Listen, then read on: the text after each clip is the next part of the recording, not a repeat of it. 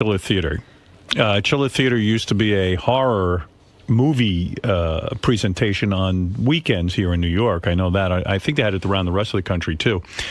So they had a horror convention. A lot of different celebrities were there. I haven't heard all of these. I heard one or two, but they're kind of interesting. Richard and JD first get a hold of Billy West. For those of you who are fans of Billy who used to work on our show, Billy explains why he left the show, and he explains who he hates on the show. Billy, very, very candid in this. So what happened with you and Howard? Why did you leave the show? Because I asked for a raise, and nobody would return my calls. Who did you ask? Well, my solicitor was talking to the station, and they didn't want to know from it, so I just got up and left. You know, I'm not a victim. I'm 55 years old. I had to go make a fucking living. Do you miss it?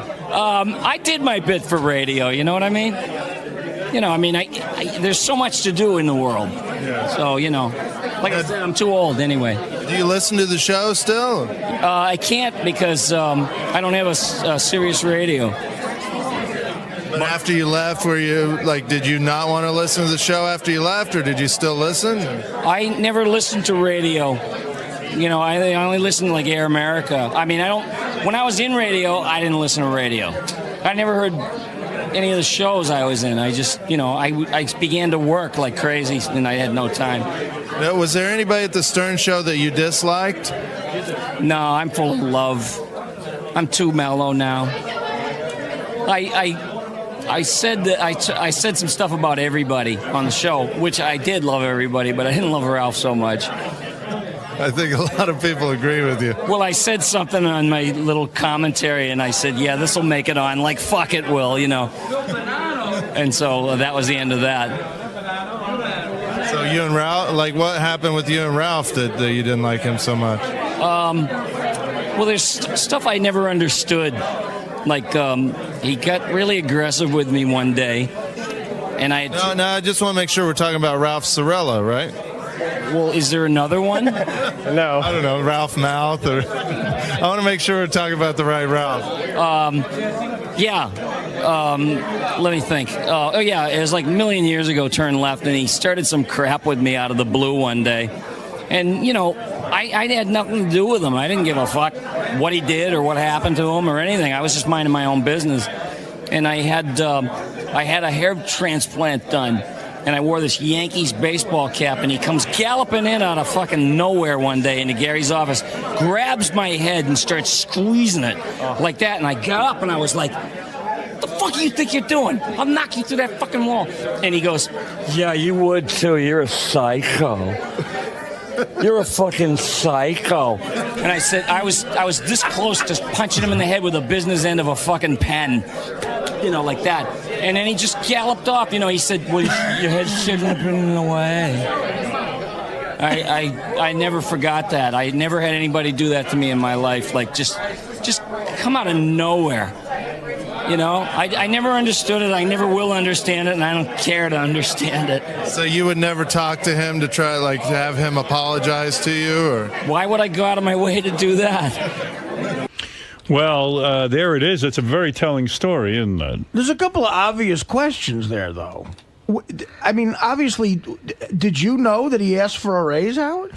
No, I did know he asked. What happened was he said he only worked for us. He really didn't work for us. Right. He worked for the radio station. He was part of the production team and to do voices. And Mel Karmazin had said to me, the way I found out about him, he says, listen to this tape of this guy, tell me what you think. I go, I think he's terrific. He does all these voices. Right. I said, if you're hiring him, I would love for him to appear on my show, too. Can you ask him if he would?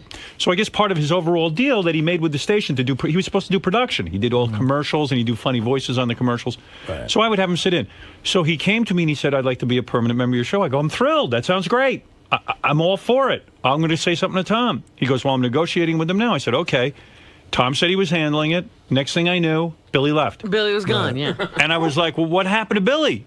Well, they couldn't come to a conclusion on a deal, and I went, oh, my God, Billy's so great. I mean, that's exactly how it went down. Man, that's horrible. And all I ever did say to the station was, I think Billy's a real talent. I think we should keep him in the company. Billy didn't want to do this commercial work anymore and the production work. He sure. he just wanted to be on our show. And I mean, who wouldn't want Plus, Billy? he was becoming famous. Who I wouldn't want Billy? I remember listening to him and going, "My God, that guy's the funniest guy ever." Yep. So that's how that went down. But I don't know. Somehow, like even in that explanation, it seemed like Billy was mad at me that I wouldn't pay him, and it's like I would have paid Billy. I mean, there was pay him. definitely a passive aggressive tone to that. Yeah, I know, but I feel bad because I love Billy, and I don't know. I always think Billy's angry with me somehow because he never comes on the show and like hangs out. And No, he said he would come on anytime. Oh, really? He loves Really, you we've guys. asked him a Yeah. number of times, but he hasn't ever shown up. Yeah, because I love Billy. Yeah, he loves everybody. And I was sad when he left. I was like, oh, fuck, we lost this great guy. Billy. No, Love Billy. we interviewed him for a while. I mean, I just pulled the best part, but No. he had real nice things to say about everybody. And he's not bitter at all. Oh, good, It okay. seemed like. All right, was there anything that bothered you about, like, say, Gary?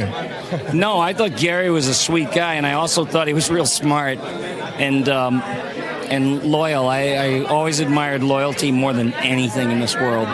What about Fred? Did Fred creep you out at all? Or? No, I thought Fred was amazing. I really looked up to him and saw how he did things on the show, and we got along fine. Whenever we got together, like on a bus trip or whatever we went to do, I used to talk to him, and we talked about like old TV shows and stuff. And he's a musician, and he's a great musician, and I'm a musician, so we had a lot in common. What about Jackie?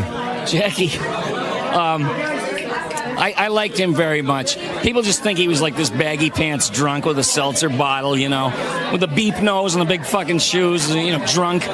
But he was not just a compendium of every joke that ever existed. He like when you're with him personally, he says the funniest. I mean, he has the kind of brain Robin Williams wishes he had. I don't know. I just feel so bad that I liked him so much. I don't even mind admitting to you that when Jackie left, I remember discussing it with writers at the Norm Show that we all heard the rumor was he was going to take this job. Jackie, Right. we were like, my God, this is going to be the greatest thing ever. Yeah. Well, Billy, Yeah, but he went out to the West Coast. We lost him. that's it. That's how it worked. Let's see. Richard and JD interview Eric Roberts, the famous brother of Julia Roberts. I understand when you first approached him, he didn't know you were from our show, and he bawled you out. Well, he went up to our cameraman, Adam, and said he was going to kick his motherfucking ass or something like that. He just jumped out of his chair and ran up to our camera. He's nuts. When he saw a camera, he got freaked out. But then he found out it was for you, and he loves you, so he was happy to be Here he interviewed is, then. the very famous Eric Roberts. So, Mr. Roberts, what are you up to today? Signing autographs, saying hi to people I don't know. What are you doing, Dracula? Interviewing you. What? Why are you out in the daytime, pal? I'm indoors. Ah, that helps, huh? Gotcha, okay. What do you think of the whole... Well, we have skylights, though. I know, I'm sweating it. What do you think of the whole Imus situation?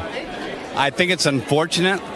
I think I'm not an Imus fan. I'm a Howard fan, but I feel bad for him because he's always been paid to be outrageous, and he's being outrageous, and he had to say nappy-headed hose, and he's hung out to dry for it.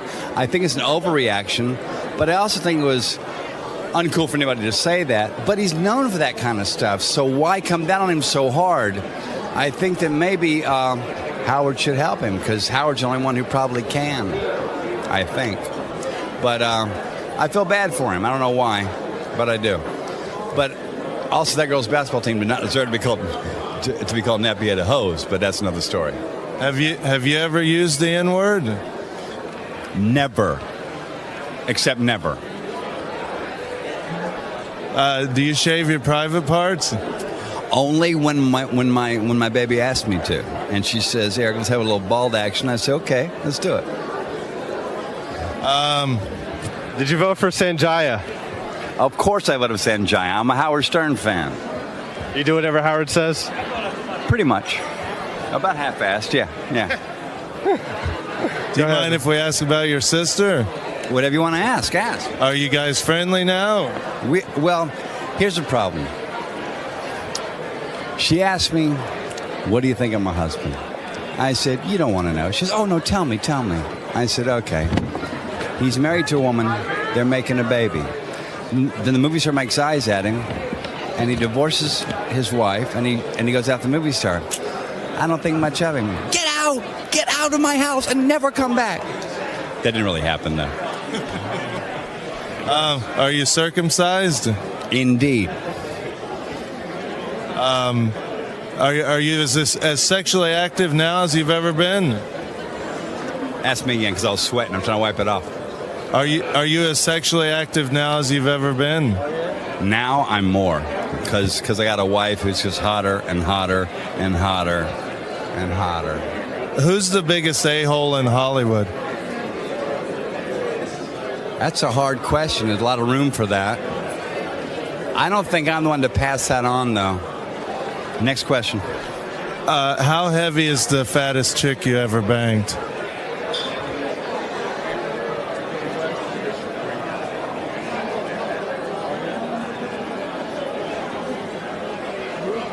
$165 back in 1983. That's not too bad. Was she short or tall?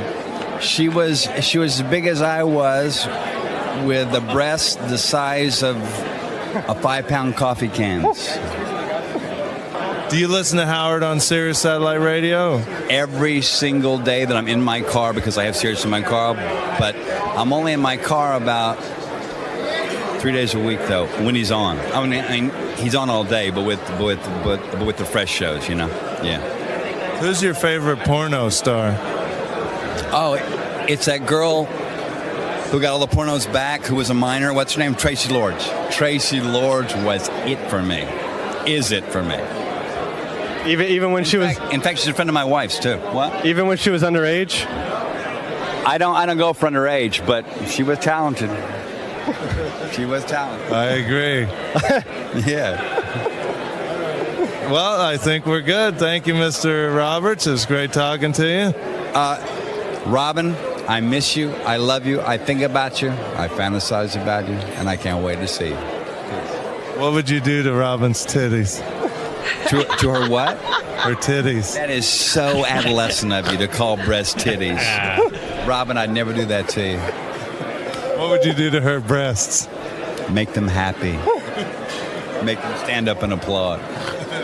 Thank you, Mr. Roberts. Salute, Howard. I was quite shocked with Eric's story about what he said to Julia Roberts. But he said it didn't happen. It sounds like it did. I think it's hard to tell. I don't know.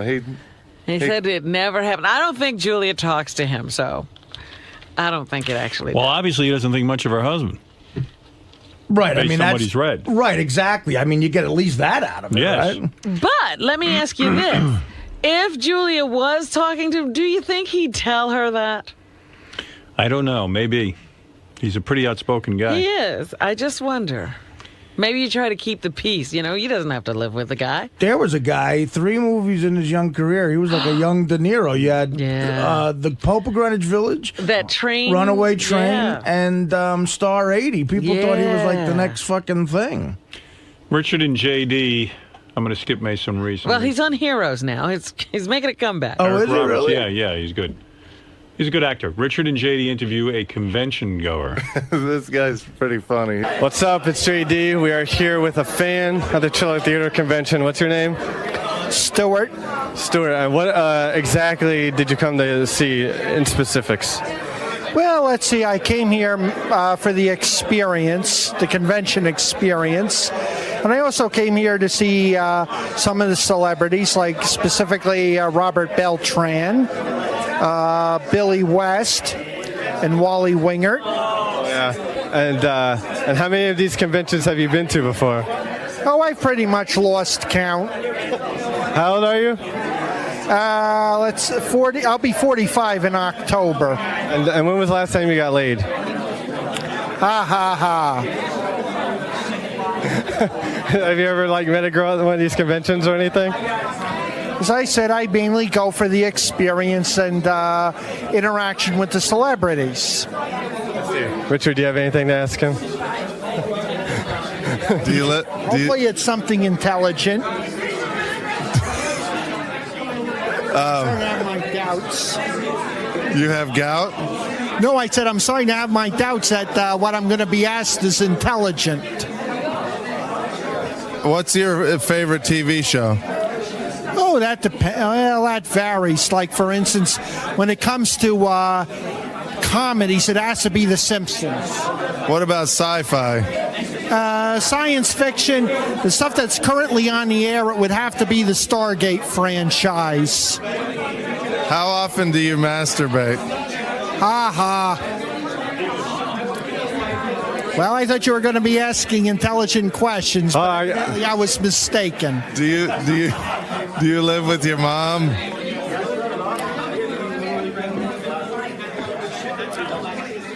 Well, that doesn't really have much bearing on the convention scene, does it? When did you lose your virginity? Well, let's just say if you lose something, you can always find it in the last place you look. Do you shave your private parts? As I said, well, it looks like we're really getting a load of intelligent questions today. All right. How big of a How nerd? do you split the atom? Well, JD excited to meet someone on his level. On his level. How big of a nerd do you have to be goofed on by JD for being a nerd? Well, that guy, I'll tell you what, that guy might not be a nerd. He didn't take your shit. Well, plus we were in costumes. I was a vampire and JD was a muscle man. Oh, really? So we looked very dorky, yeah. Here's Richard and JD interviewing. Now, I'm spacing out on this guy. Who? From Star Trek. Robert Beltran? He was Chakotay. Chakotay, come here. Voyager, him. Commander, yeah. I know who you mean. Like the good-looking guy. Yeah, he was, with 7 of 9 toward the end. And he had that Indian thing painted on his face. He's also one of the better Mets right now. Not the same Beltran. So I'm here with Robert Beltran from Star Trek Voyager. How you doing, sir? Great. I'm doing great. So what are you doing here? Hell if I know. I lost consciousness a couple hours ago. I'm on autopilot. So were you a big Star Trek fan? Or? No, I absolutely hated it. Seriously, I never liked it. And I still don't. Do you shave your private parts?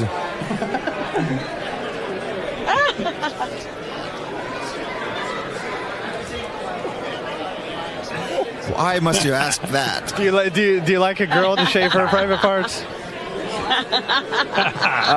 Let's just say I like girls shaved and unshaved, okay? Doesn't matter. Have you ever had a gay experience? I think you guys need to get laid. I really do. I haven't had these questions since I was in junior high school. I'm just curious. Oh yeah, the people that come here, do you kind of laugh at them or?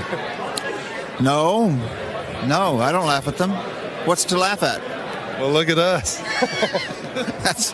I mean, I'm taking you seriously, so why laugh at them? I got one. Have you ever gotten laid at one of these conventions? Man, why don't we go to the next question? Are you circumcised? Man.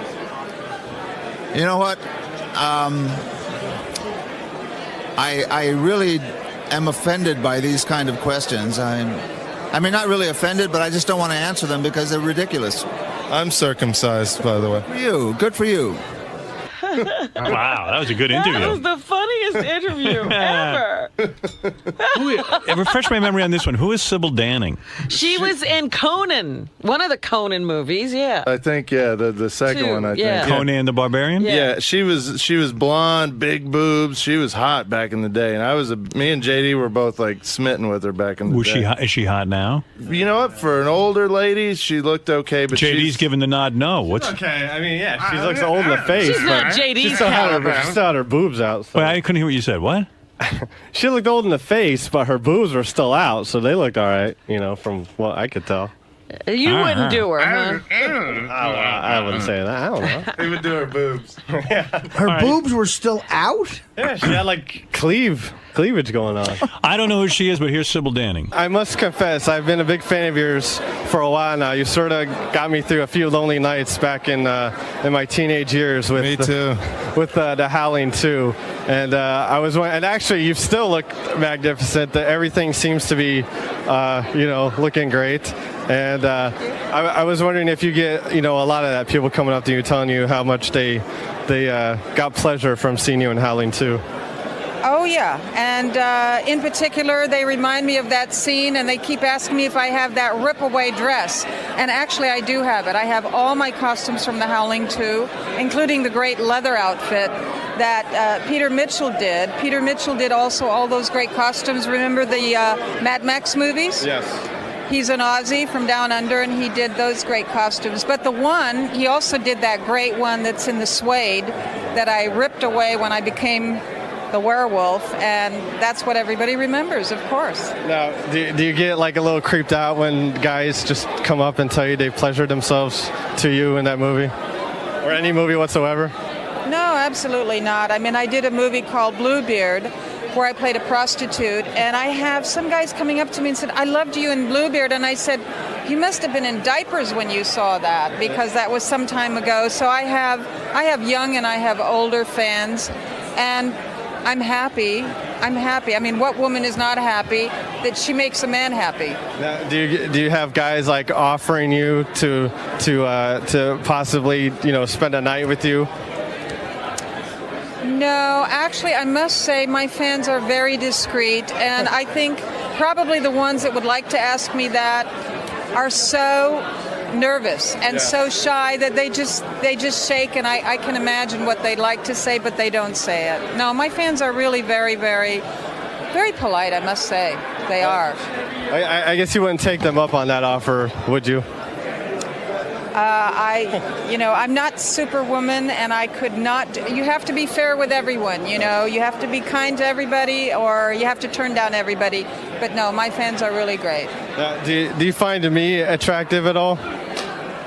Yeah, I think you're very attractive. He's cute too. Thank you. I mean, every guy's got something cute and attractive. Absolutely. I have to say, I had a Starlog magazine with you in it when I was a young boy, and you had a very revealing. It showed much of your chest, and that was my favorite magazine from age 10 till about 15. Okay. Do you know what movie that was from? From V. Oh, from V. The TV show. Oh, well, I had that. That was like that striped bathing suit that I had on. That was a huge promotion we did for NBC. Yeah. It was hot. Yeah, that was quite revealing. Does penis size matter to you when you're with a guy? Oh, that question came from you, okay? I don't want to answer that, okay? No. I don't want to get that personal here. Have you ever used the N-word? No. Are you a fan of Howard Stern? I do like Howard, and I think, again, freedom of speech. He should say whatever he wants to say, and everyone in America should be able to voice their opinion. Otherwise, we might as well go to the Middle East. Do you have any special messages for Howard? Keep up the good work, Howard. You're very successful, so obviously you're doing the right thing. Thank you, Sybil. Thank you for doing this interview. Thank you, too. Thank you. Wow. What was that? She didn't want to. What was the penis question? size? Penis size. Okay. We basically just told her that we whacked off to her and asked her about penis size.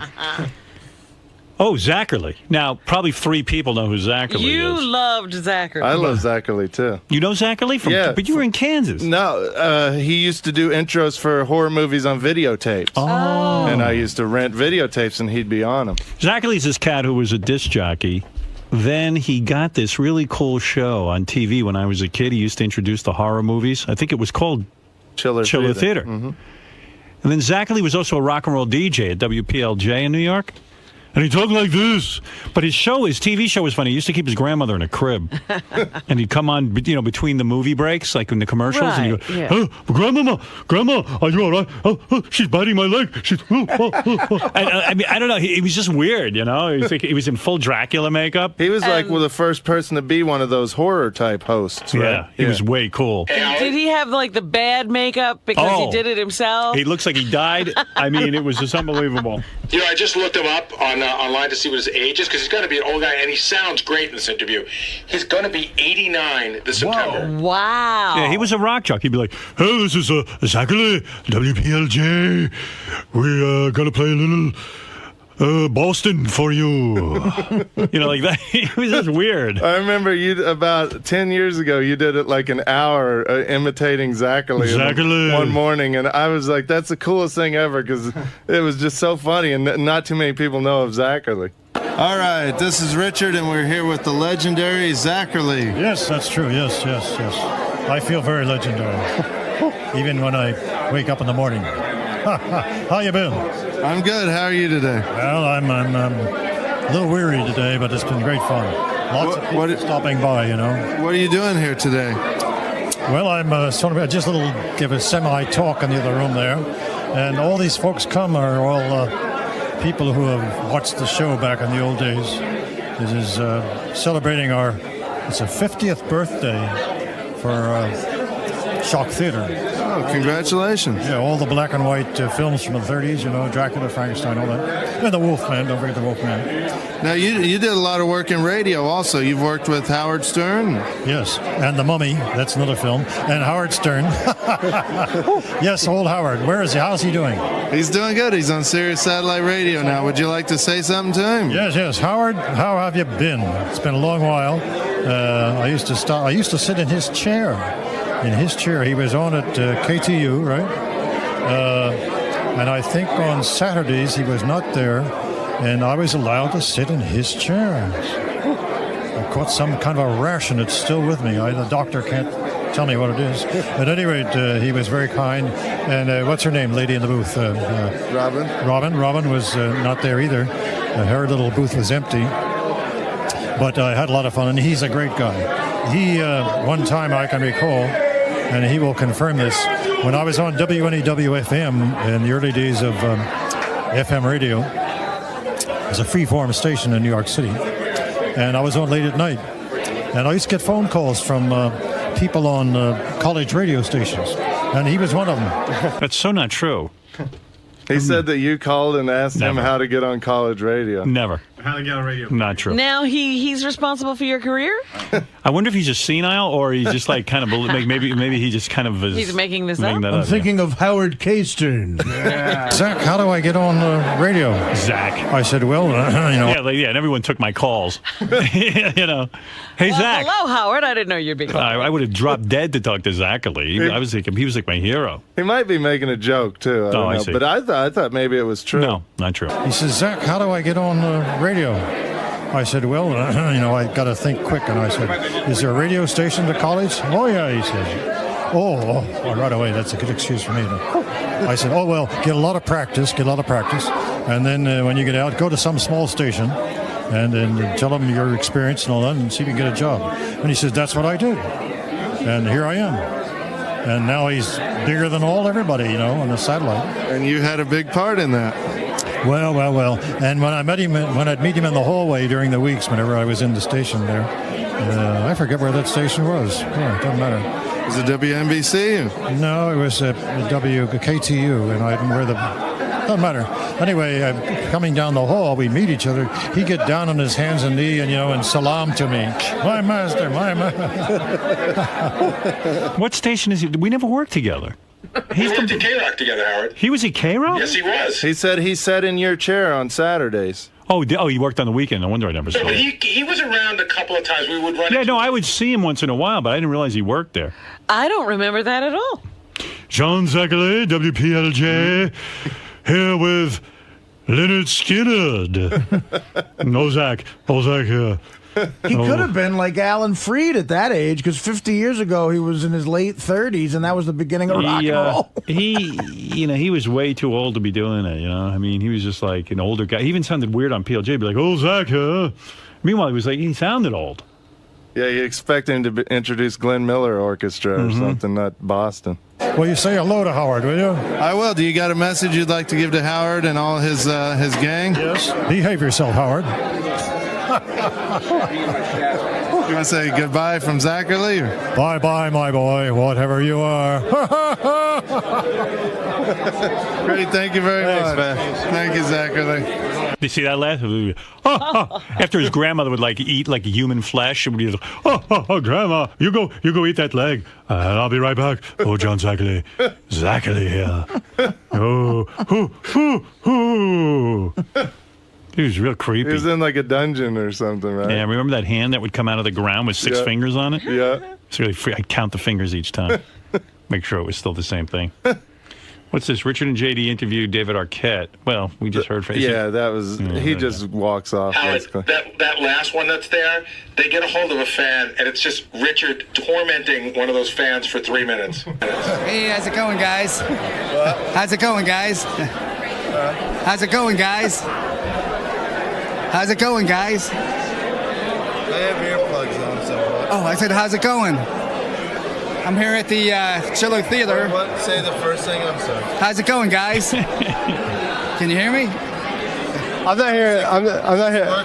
What is it again? I said, how's it going? I'm here for the Chiller Theater convention. No, the first thing. I said, how's it going? How's it going, guys? Can you hear me? Can you hear me? You can't hear me. I said, how's it going, guys? Can you hear me? Okay. Is your mic on? Check. Is this on? Oh, that's why. Now it's on. I'm sorry. How's it going? Are you sure this is on? I couldn't hear that. How's it going? I'm here for the Chiller Theater Toy Model and Film Expo. How's it doing it live? Usually on the phone. It's fun. It's hard not to laugh. Yeah, it's that Gilbert thing that he did to that guy, but it's live. That's great. What does this guy look like? He looked like a convention goer, like kind of a little overweight. Are there any girls there that go for these things? There's about 2 hot chicks out of like 5,000 people. Yeah.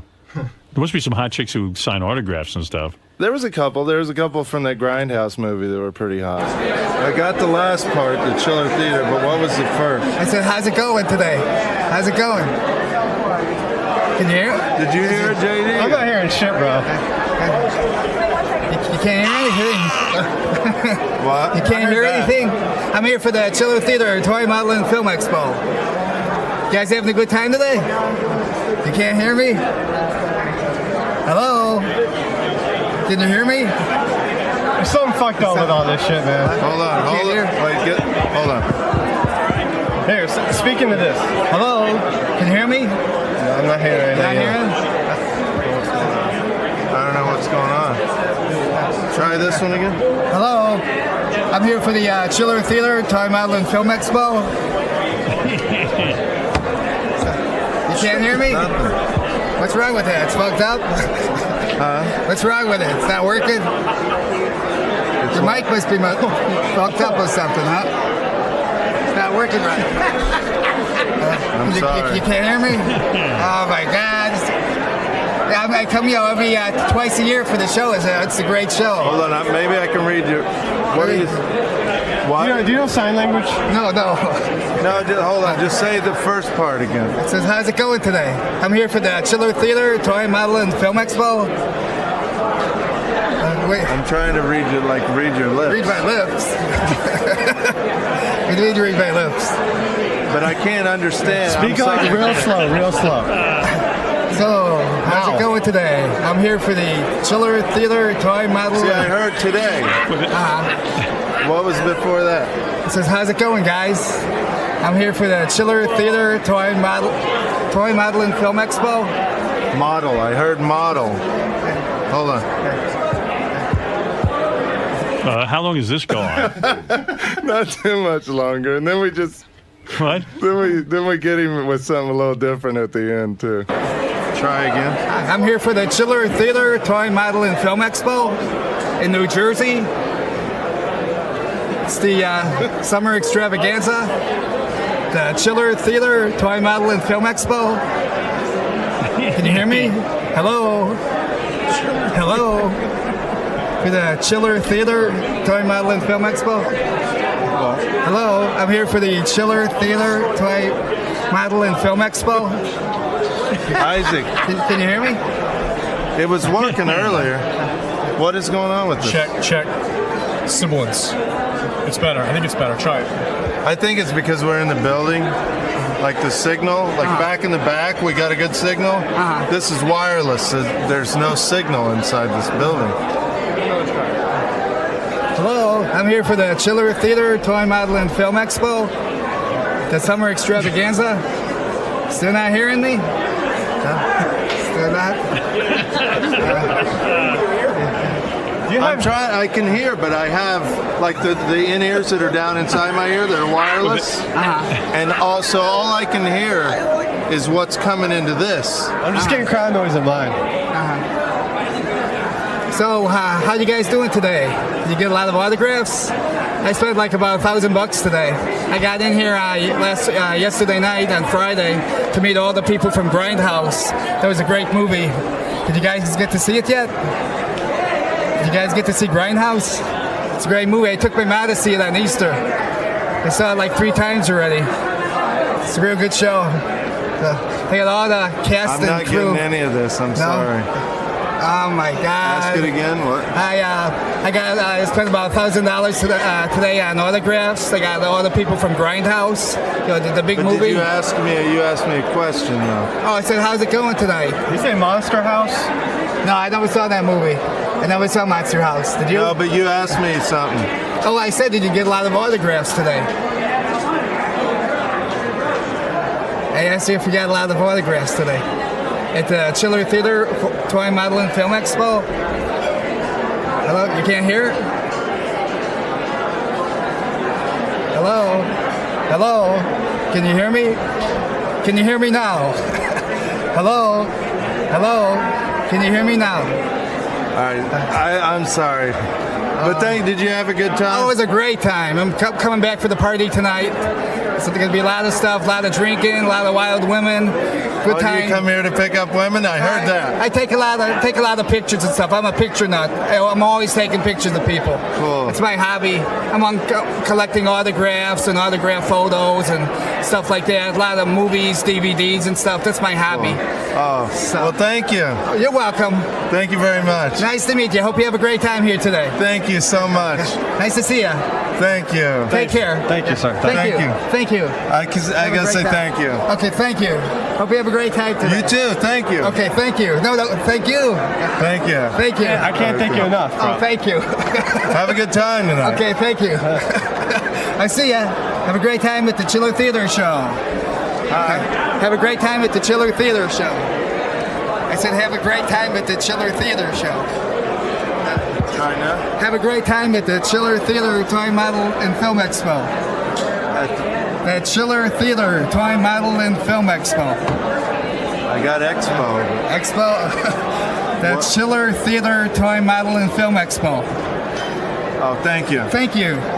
Thank you, and thank you No, too. thank you. No, thank you. No, thank you. Thank you. No, thank you. Okay, Thank you very much. Okay. Thank you.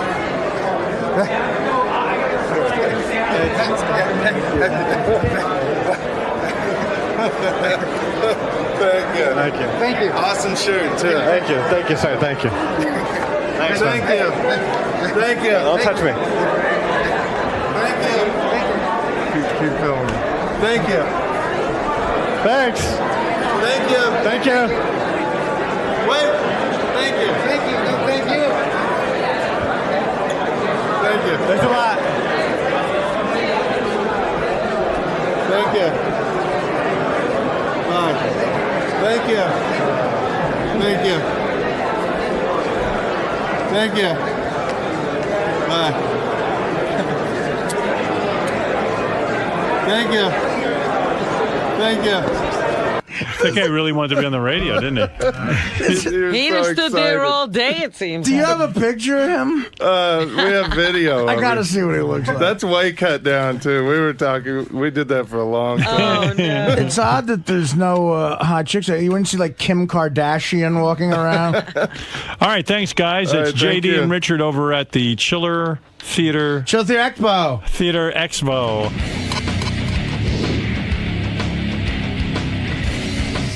Hey, it's Richard Christy and JD Harmeyer.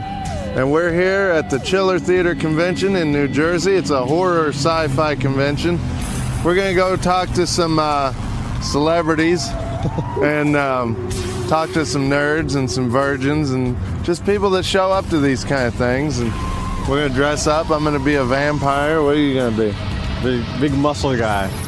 So we're going to dress up, have a little fun, and let's go to the car and get dressed, JD. Let's go. Put it on my vampire shirt. I'm sure Thanks. this thing will be My turn. stained. Am I tearing this tag off? I guess it goes on. I just leave my phone here, or what? In case we get separated. Richard, That looks so cheap. will you button me up? You don't even have a chest. Where's your chest? Isn't this it? Alright, so I got to pull my vampire makeup. What else do I have? Just a cape? Or? Cape, makeup. I think that's all I have, right?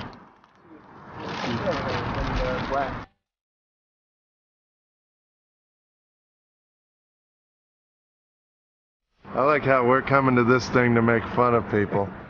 And look at us. We're going to be the biggest dorks in this whole thing.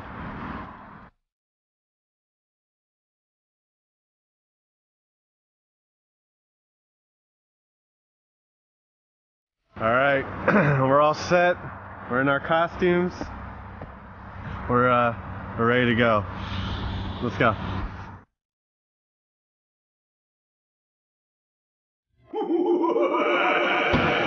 All right, so we're here in the convention.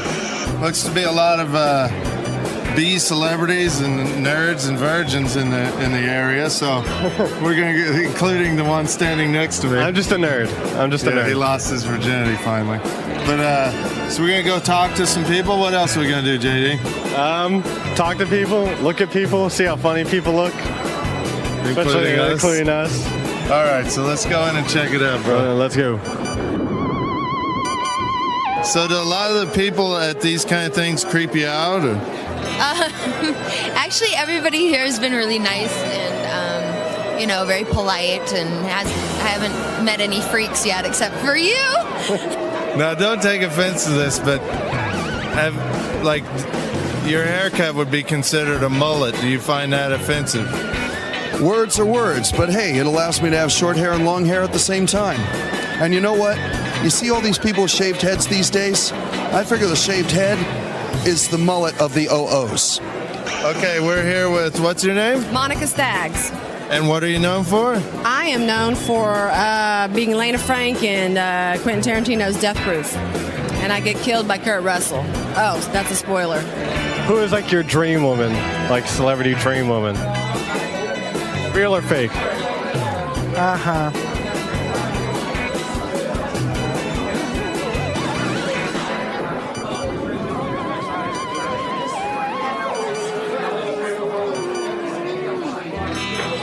Yeah, I thought you'd be asking stuff more germane to the convention. How about a little Jackie puppet? I've been doing a combination of the Jackie puppet and Jackie, the real Jackie. Like, wait, I get another one. wait, this is funny. I promise you. What the fuck are you looking at? Laughing up, I laughed when you two came in.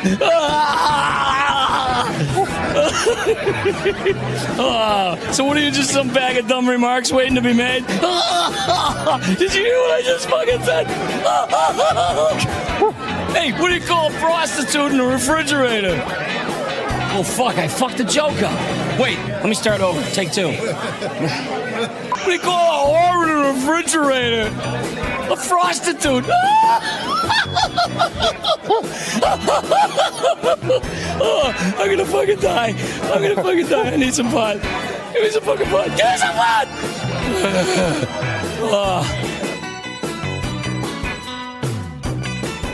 How big is your penis? Oh, as big as it has to be, and bigger than some. What do you think about this guy standing next to you?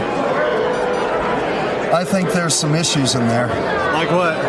I don't know, well, for instance, you could choose to, take out a gym membership, eat high-protein food, work out a little bit, but instead you decide to go the cheap route, go to a costume shop, and get one of these. It's just a costume, bro.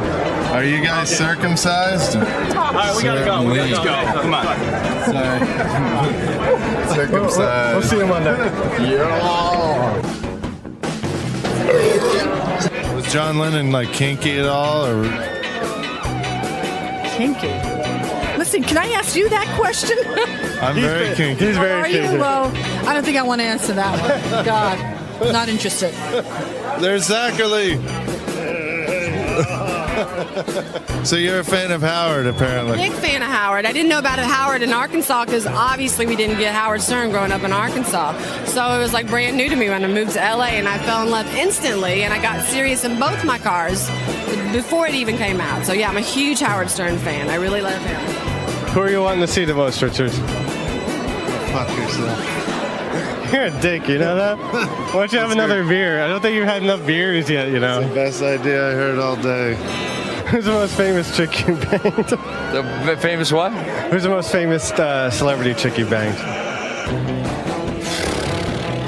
You got an hour? No, I'm not kidding you. I don't know. I would never kiss and tell. I might screw and tell, but I won't kiss and tell. No, I don't know. Actually, I don't know. What about fattest? No, no fat. No. Fatties? No fatties. Do you find me attractive at all? Do I find you attractive? Yeah, I think you're kind of cute. Sweet. Yeah. That's all I had to know. I think you're cuter than him. Ah! Hey. Bend over, JD. Him. Yeah, I'll spank him. You got to bend over more than that. All right, that's enough. Jesus. Oh, come on. I was just getting going. I was just getting warmed up. Well, he can get spanked. It's funnier when you get spanked. Well, no, it didn't. I'll give you $5 if you jump as high as you can. $5 if I jump as high as I can.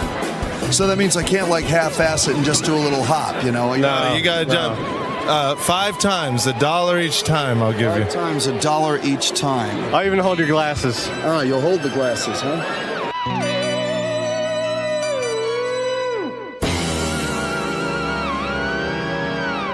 Can I have my $5 back? You didn't jump very high. Yeah, I think I could have jumped higher than that. All right, show me. Show me, buddy. Here, you guys do it next to each other. Let's have a jumping contest. All right, ready? 1, 2, 3, go. See, he's holding me down, the fuck. Cheater. Did he ever try anal with you? I don't think that's something that you ask a lady. I'm sorry. I mean, did John Lennon try? John Lennon didn't try. You still wouldn't ask that of me either, would you? I'm not going to answer that one. So what's your name? Lisa. And normally, like, there's a lot of nerds and a lot of dorks here and guys, and, like this guy right here. Oh, you're one of them too, asshole. Yeah, look who's talking. Look at you. You're dressed up as Dracula. Yeah, shut up. But most of this convention is, young, kind of dorky guys. What's an attractive young lady like you doing here? I'm just here hanging out, drinking, checking everything out, checking you guys out. I said, have you ever run into a smelly vagina? Well, I might have, but I wasn't aware of it at that time, but yes. I have no idea, maybe. I'm an athlete, so that could have happened. So we've interviewed a few people, talked to some people. Christy Swanson. Drank a few beers. Yes, I can smell it. Don't.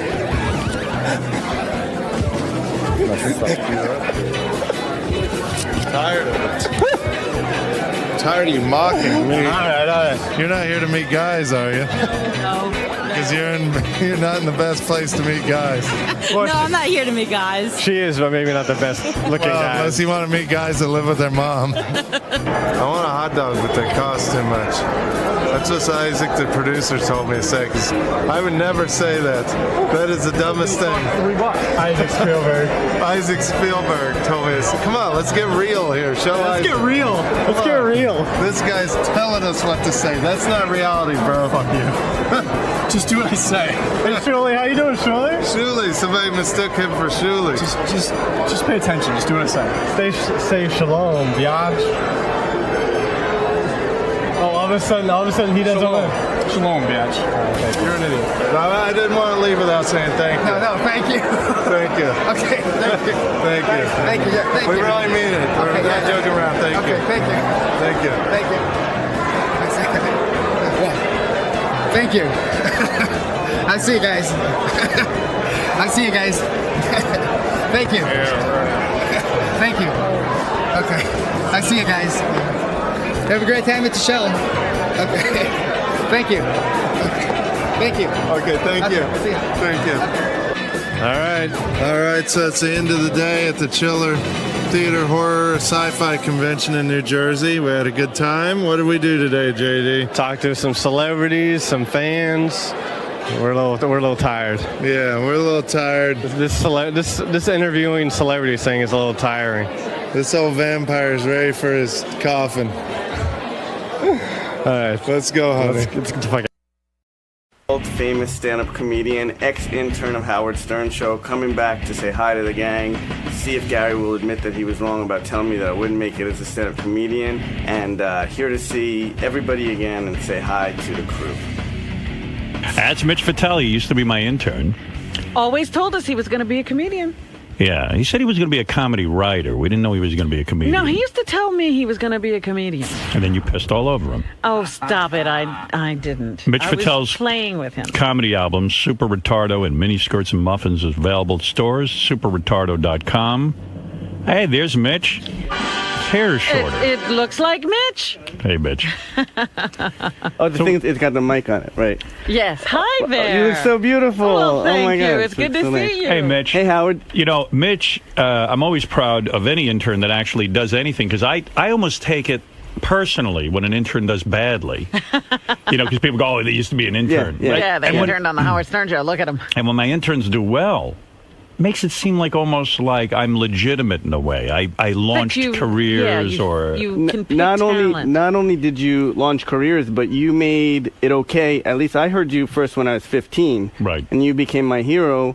And the reason why is because I think that you kind of taught me that guys who weren't cool could get girls. Yeah, And that was my mission in life. Yeah, and Yes. so then I was like, oh my God, well, I can do it. If he can do it, I can do it. And so that's why I wanted to become a stand-up. I heard you're banging a 19-year-old. 19-year-old girl. Yeah, that's your girlfriend. You moved He's her in. finally able Yeah. to get a 19-year-old. Yeah. Took him And till he she's- was, how old are you now, 37? I'm 38. You're 38. Yeah. Took him till he was 38 to get a 19-year-old. Yeah, I know yeah. the feeling. Yeah, it's wonderful. Once you can get one, it's wonderful. And what's even more amazing is that she's convinced that she would like me even if I wasn't a successful comedian. Right. But yet I walk in the mall and nobody pays attention to me, but suddenly she says that she would have figured it out. How'd you meet her? She was a waitress at a comedy club. And she's She was into your act. And I mean, you're a good comic. Your album sounds funny.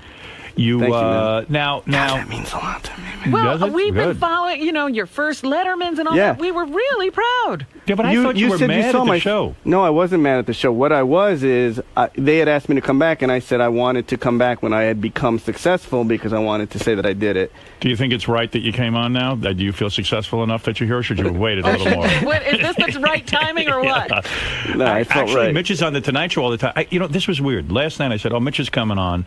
I'm going to look him up on Google. And I Right. Googled you, and then I went to your website. Right. And on your website is the clip of you on Jay Leno doing a report from the Grammys, similar to what you used to do, what Stuttering John did for us Yeah, and what we did yeah. on the show. And I still hold it against Leno that he will not admit that he's got Stuttering John, the announcer.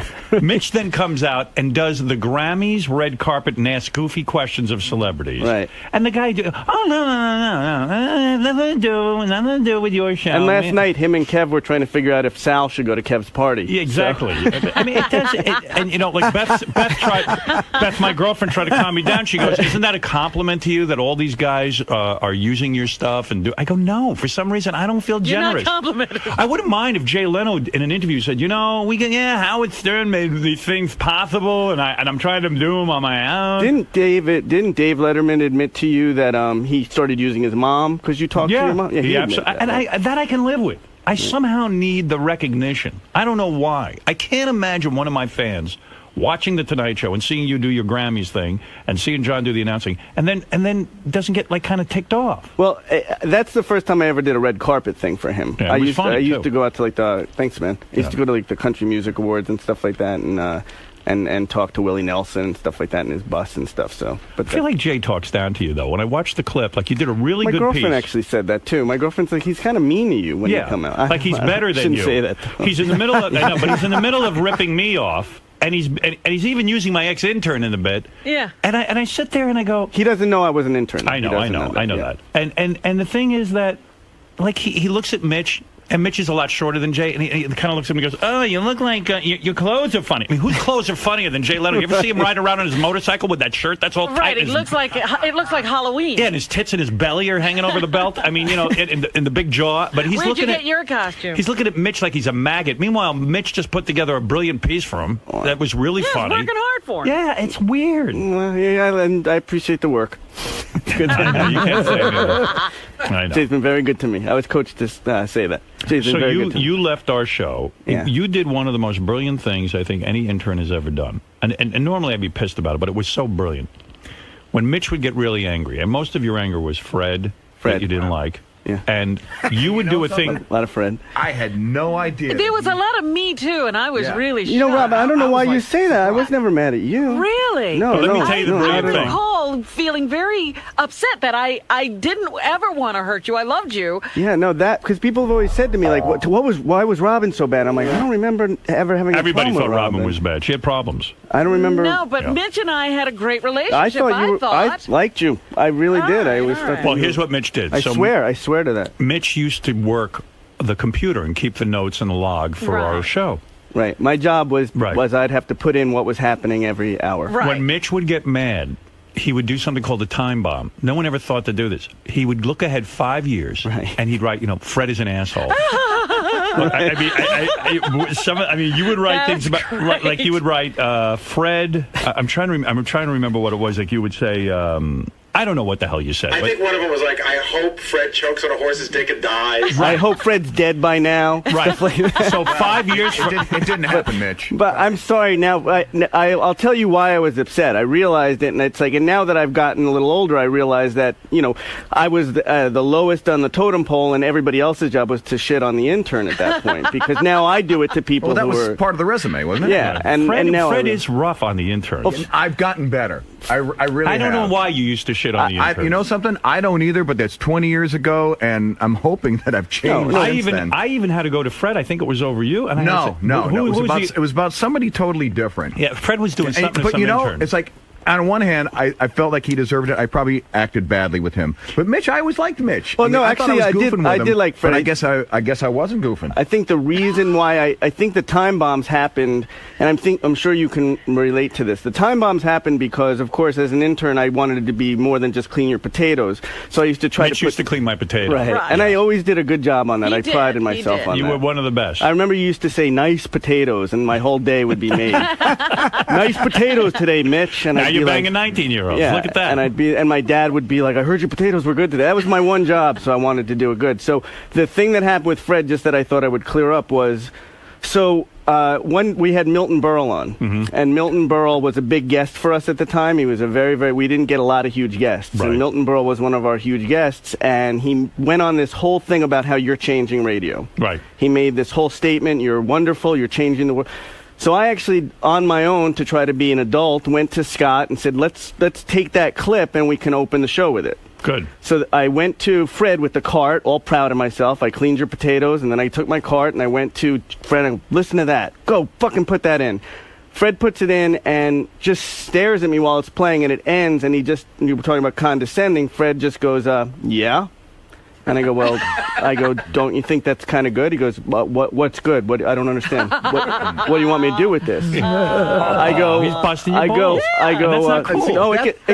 That's not cool. It gets really good. It gets really good. It gets really good. If I let did him that, no, we're so not even close to the end. Right. So I think this is called settling the score. Go ahead, This Gnome. has been on my mind for 20 years. Fred, and I got to tell you, Fred. Get to the ass rape. Okay. Right. So anyway, Fred, and now to make it even worse, he keeps going, why are you having me listen to this? I go, well, don't you think that would be kind of fun to open the show with? Why? Why do you think? And he's just torturing me. I go, well, I don't know. It's kind of Milton Berle talking about Howard.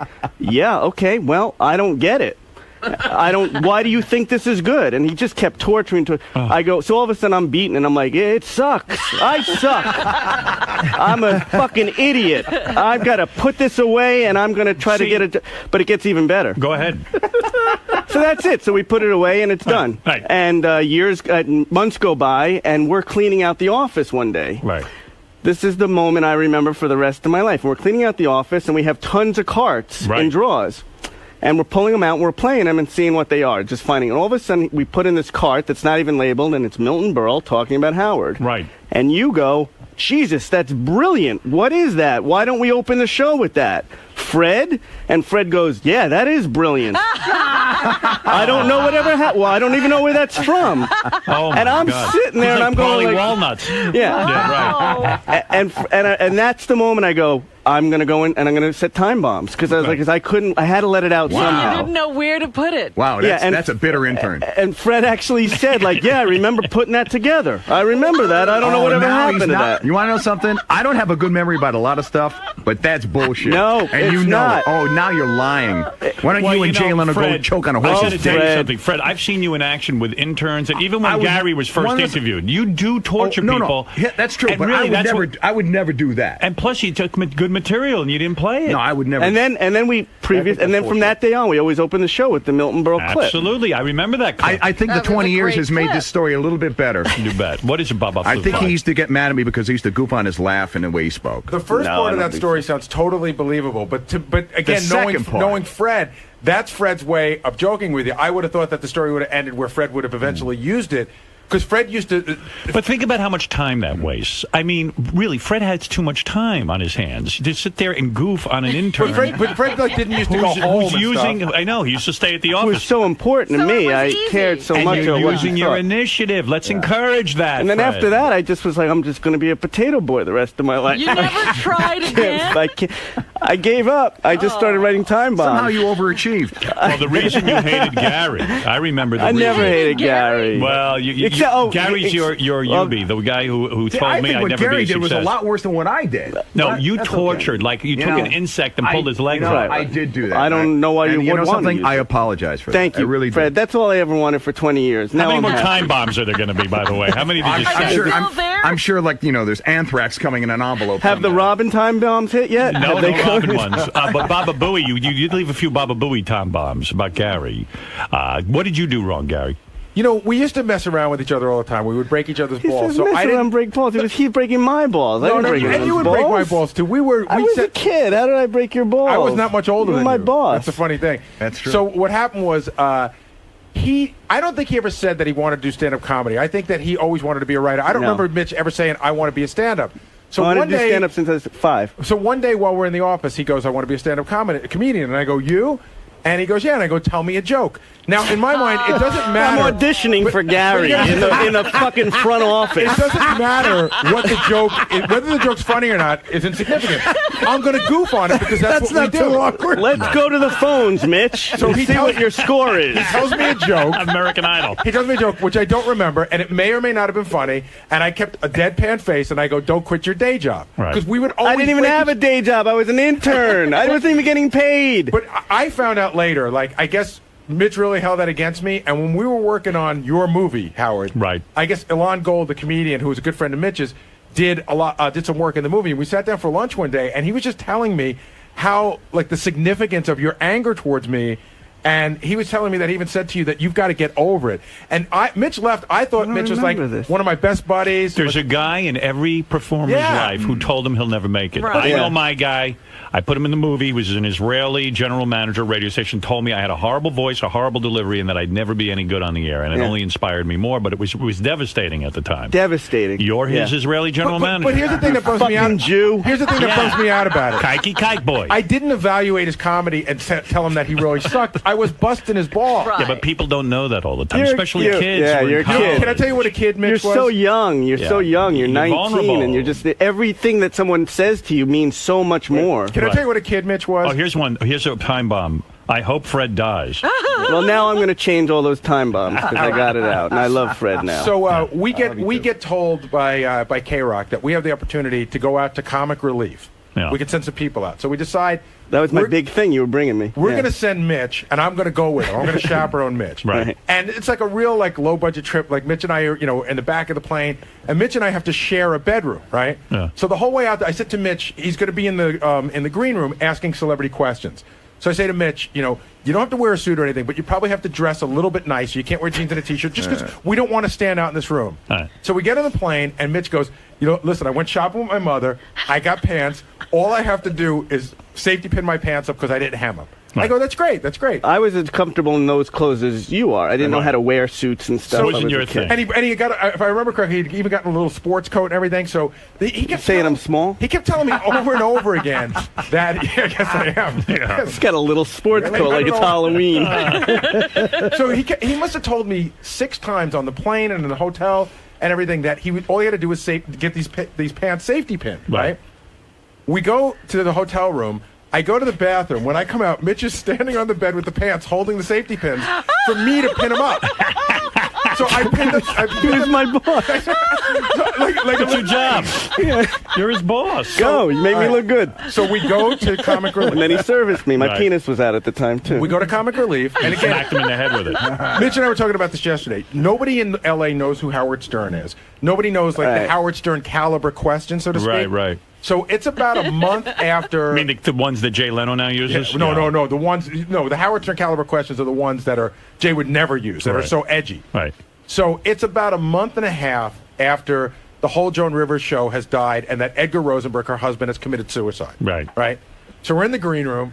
Mitch has this whole list of questions. And meanwhile, I don't know any of these people. Jackie used to just write questions for the interns to say. Right. Norman Lear comes back to the green room. He has just received a Lifetime Achievement Award for comedy from Comic Relief. Yeah. So Mitch raises his hand, and Mitch, what did you say? I said, is it true?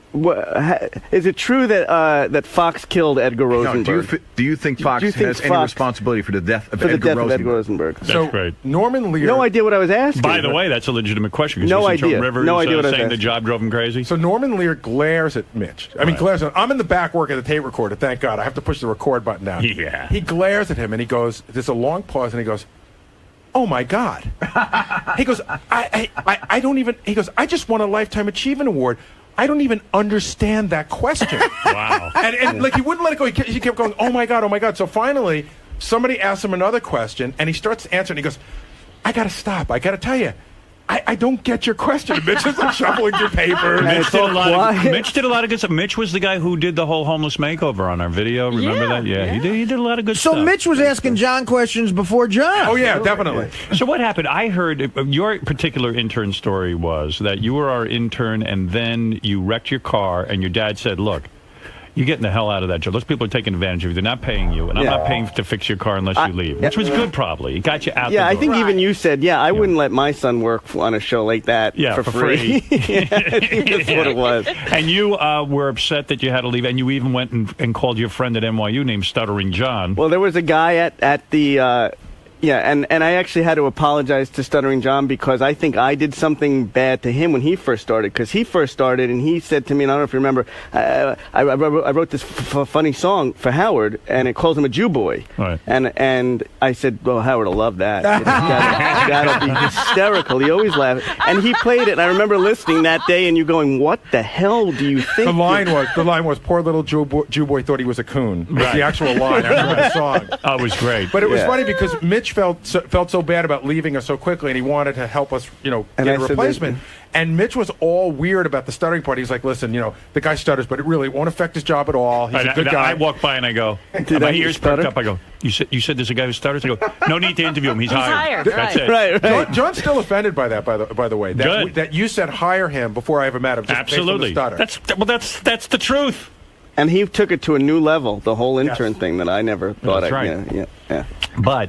So your dad got you. So what happened? You left, and I had no idea what happened to you. So I left. Well, what is even weirder is I had one of those weird kind of. A couple of people knew me because we had done the underpants party and stuff. Right. So I now wanted to become a stand-up comic. So I got a job as a waiter at an overnight truck stop. So. Every now and then, like in the movie The Accused, people would come in and be like, "You're the guy from Howard Stern." And I would just deny it because it would look so bad that I was just working for you. And then I was taking people's orders at a truck stop. So this guy would come in every week and harass me. "I know you're the guy. I know you're the guy." Those are the jobs that define you as a man. Absolutely. They do, because you those are the jobs that say, "I got to get out of Those are my proudest moments that I said. And I remember I got a job serving cappuccino somewhere. and I was walking in the room, and all the cappuccinos fell and spilled all over my pants, and I burned myself. And I went home, and I said, "What am I doing? I'm a waiter now." And I kept thinking of Gary. Keep your day job. Keep your day job. Yeah, keep now your look at your day job. And then I just said, I wanted to be a stand-up since I was a kid, and I know I was good at it. And I went to a stand-up comedy club, and I just started, and it just escalated. You quietly went out there every night. Some nights you bomb, some nights you do well. Absolutely. And Gary was like, "Why don't you come on the show?" And I said, "I just want to do it on my own and know that I made it, and then come back to Howard as a success." See, we always got a weird vibe that you didn't like us, and I realize now Mitch was he wanted to make it so he would deny that he was part of the show. Even if, like, some people use the show to get spots at a club. Right. Mitch would never do that. I never wanted that. Yeah, I wanted to do it on my own because I felt like I wanted to know I was funny on my own, and then I said, and then hopefully. Do me a favor. And by the way, you watched me on the Letterman show the first time, and you complimented me, and I remember just this feeling that I had arrived. Yeah, no, it was a wonderful feeling. Good. You're doing great. And for old time's sake, do me a favor. Go out and wash me a potato. Yeah, get it right. I got you two big ones. And then put a time bomb in the beautiful bread. You know what you wanted to... And by the way, Stuttering John was never as good as you at washing potatoes. You were good at it. I know. I tried to teach him. You try to teach these kids, they don't care anymore. You wanted to talk to him about... We found him when he was an intern on the Brenner show. Oh, yeah. Someone told me a weird story. Who told me this? It's in the notes. Is that where I heard it? Yeah. That you were on David Brenner's show interning, and you accused him of stealing a script of yours? Well, again, and I think that's when Fred worked on the David Brenner show, and Fred actually stole it from me. No, I was working on the David Brenner show, and they used to start the show, which was god-awful, if you remember. Yeah. And they used to start the show with some terrible skit. David would come out, and the audience member would do something crazy. I always wanted to be more than an intern, so I wrote this script, and we were not allowed to talk to Dave. You were just not allowed to. And so maybe that's a good thing. One day, I actually hid under the seats of the show. I hid there like a terrorist, just like a caveman, and just like ate under there for like a day or whatever. Really? Yeah, with the script, because you weren't allowed. And I knocked, and all of a sudden it got really quiet, and I was shaking, and I knocked on Dave's door, and he opened the door, and I said, "You don't know me. I'm an intern. Can you just read this? It's a script I wrote, and if you could just give me credit if you use it, I would really appreciate that, because I wasn't part of any union or anything." Yeah, you just want to get your stuff on the air. Yeah, sure, I'll look at it. Yeah. And he looks at it, and 2 days go by, and I walk in the studio, and that skit is the skit of the day, and another writer's name is on top of it. Wow. And that they couldn't use the skit if I had written it, because I wasn't part of a union or anything. Wow. And that's... Why don't you time bomb him? What are you doing? They never I'm let doing him it use now. a computer. Wow. And it ran, and I remember sitting at home that day, and I was, washing your potatoes or something, and I was watching it on TV, my skit. And I just thought, and I remember always thinking, like, what a shitty thing to do to a kid.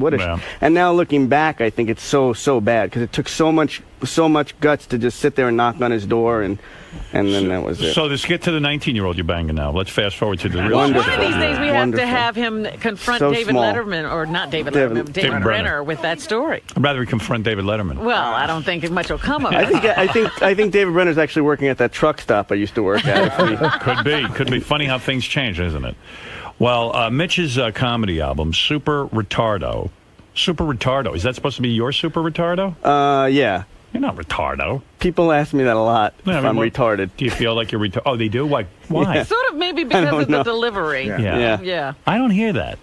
I don't either, but, sometimes you get a weird... Yeah, I've had people come up and be like, "I think that's so great that you're doing so much as a retarded person." Are you so successful now as a stand-up? Like, I don't know what level you're at. Where do you live? Are you making a lot of money? I make a decent amount of money. You're able to live full-time off comedy? Oh, yeah. I've been living full-time off comedy for about 10 years now. Yeah. And do you tour the country? Tour the country. Like colleges? Yeah. I mean, you're pretty well known now. Pretty well known. I would say CDs are selling really, really well. Wow. And Where do you live now? I live in Hoboken. We bought a place in Hoboken. So you own your own house? Yeah, I own a house. When you say we, you bought it, right? Well, I bought it, and my girlfriend pays me food money. Does she really? She actually has to chip in? I figured I had to give her... there's no reason for her to work if she doesn't, and then she sits and watches E! Entertainment all day. Yeah, and eats chicken fingers. Is she going to get a job, or is she just going to be your girlfriend? I think she's going to be my girlfriend. I think it works out pretty good, yeah. You got married this broad? She's 19. That's about right. The thing that's so perfect for me is I'm only 5'5", and she's tiny. She's still growing. She's like 5. She might outgrow you, yeah. That's right. What if she grows past you?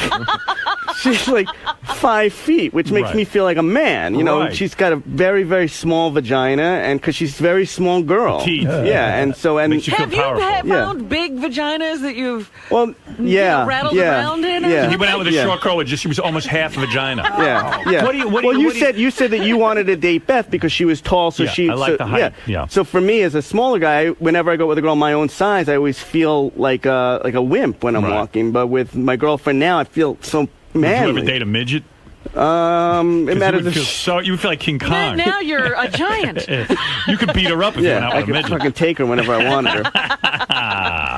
Well, I'm glad you're doing well. So you're making real money. Yeah, doing good. Able to buy a home in Hoboken. You go out to L.A., you do TV shows, you're on Letterman, you're on Leno. I mean, this is good. Now, do you write for different shows? Or, I mean, have you done any of that stuff? Never wanted to write. No, never wanted to write for other people. I just always felt, like I said, stuff. Jay's wonderful to me. He gives me these correspondence pieces where I go out and interview people, and now I'm talking to different radio stations about doing TV shows. Oh, yeah? Stuff like that. Oh, wow, great. Okay. Weldon, you got maybe a sitcom deal, a holding deal? I had one. No, not anymore. It's amazing, those sitcom deals, because they sign you and they don't really know what to do with you. No, it's but just they really feel weird. something's happening. They hope you come up with something. Yeah. You been getting laid a lot? I mean, did you get a bunch of women? So much. We stand up. Yeah, but it's amazing because as soon as you get it, there's something about when you're on stage suddenly that the girls want to be with that guy. Yeah. But then what starts to happen is you realize that they think that they love you, but they don't love you. They love the you on stage, and then all of a sudden they realize that you're kind of nuts. At least for me, like whenever they would date me, they'd be like,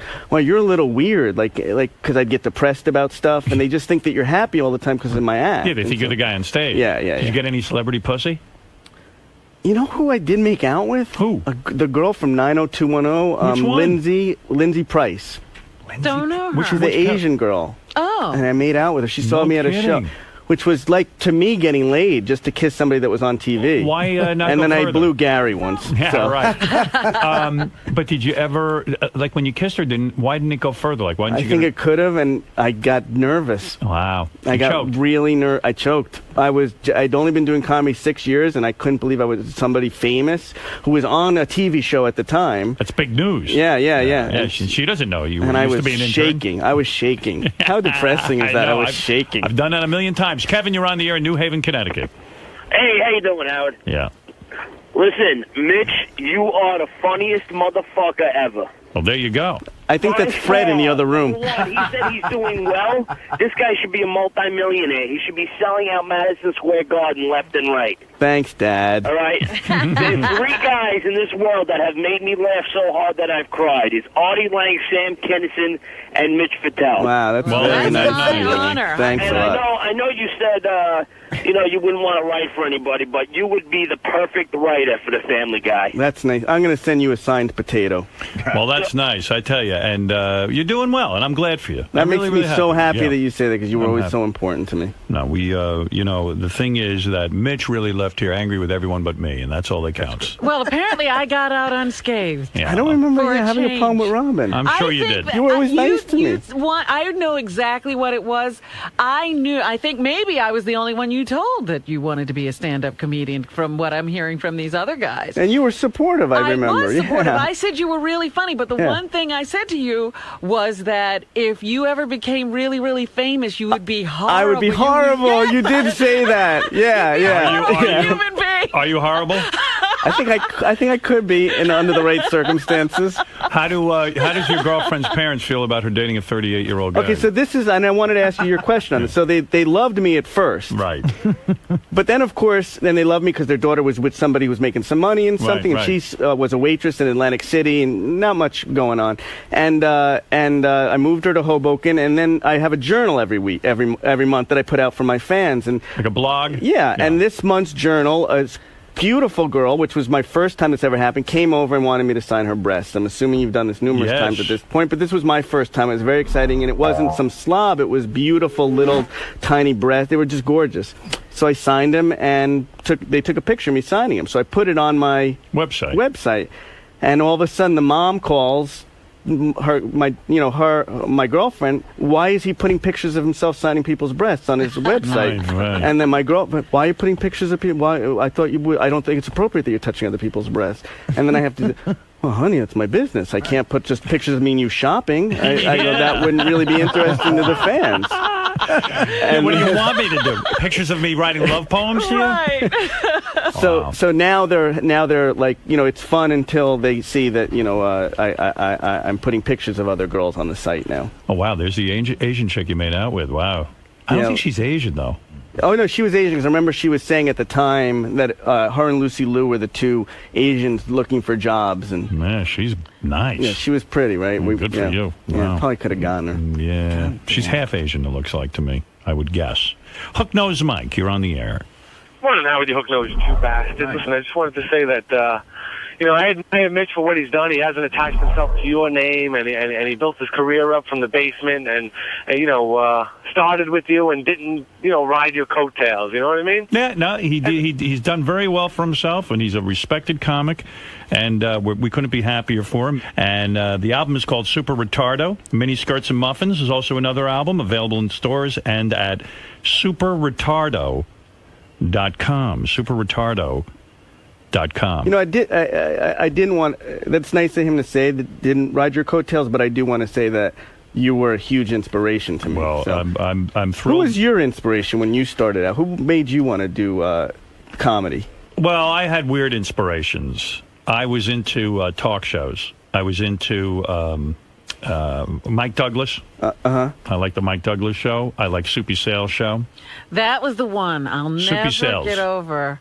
That Soupy Sales was his hero. Soupy Sales was your hero. My hero. Wow. My hero. And, of course, I ruined that when I cut the piano wires in his studio and yelled at him. He totally crapped all over I crapped all over my Your hero. So feel free to crap all over me if I had some influence on you. Tortured your hero. Mitch just got up and peed all over the soundboard. One of my biggest influences was Paul Winchell, who was a famous ventriloquist. I know the name. Jerry Mahoney and Knucklehead Smith were his puppets.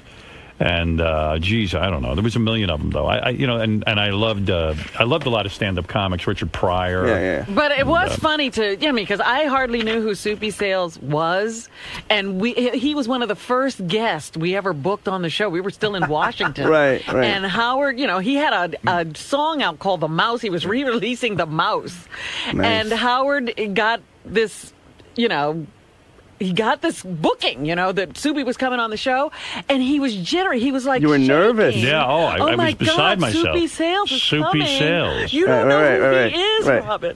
The other influence on me, I met him once, and even to this day, I can't even comprehend his genius, which is Don Rickles. I've never heard anything like that in my life. He was the most brilliant of men, to the point that I don't even want to know him because I don't even want to be disappointed in any way by him. You want to think Don Rickles is Don Rickles. I do. You don't want him to come down from what you see him as. I just think he's the most brilliant person I've ever seen on television. Do you think that story he tells about Frank Sinatra is a true story, or just a story that he tells on? You mean about how the one where I'm eating Frank? I always wonder if that's a true story. I don't know.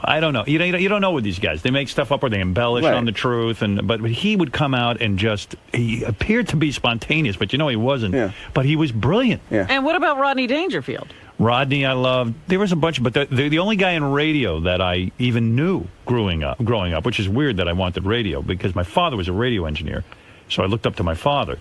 But the guy that I would listen to is Brad Crandall, and nobody knows who he is. Brad Crandall is a guy who was on NBC Radio, a network radio show at night. Yeah. And I'd lay in bed and listen to him, and he was an expert on everything.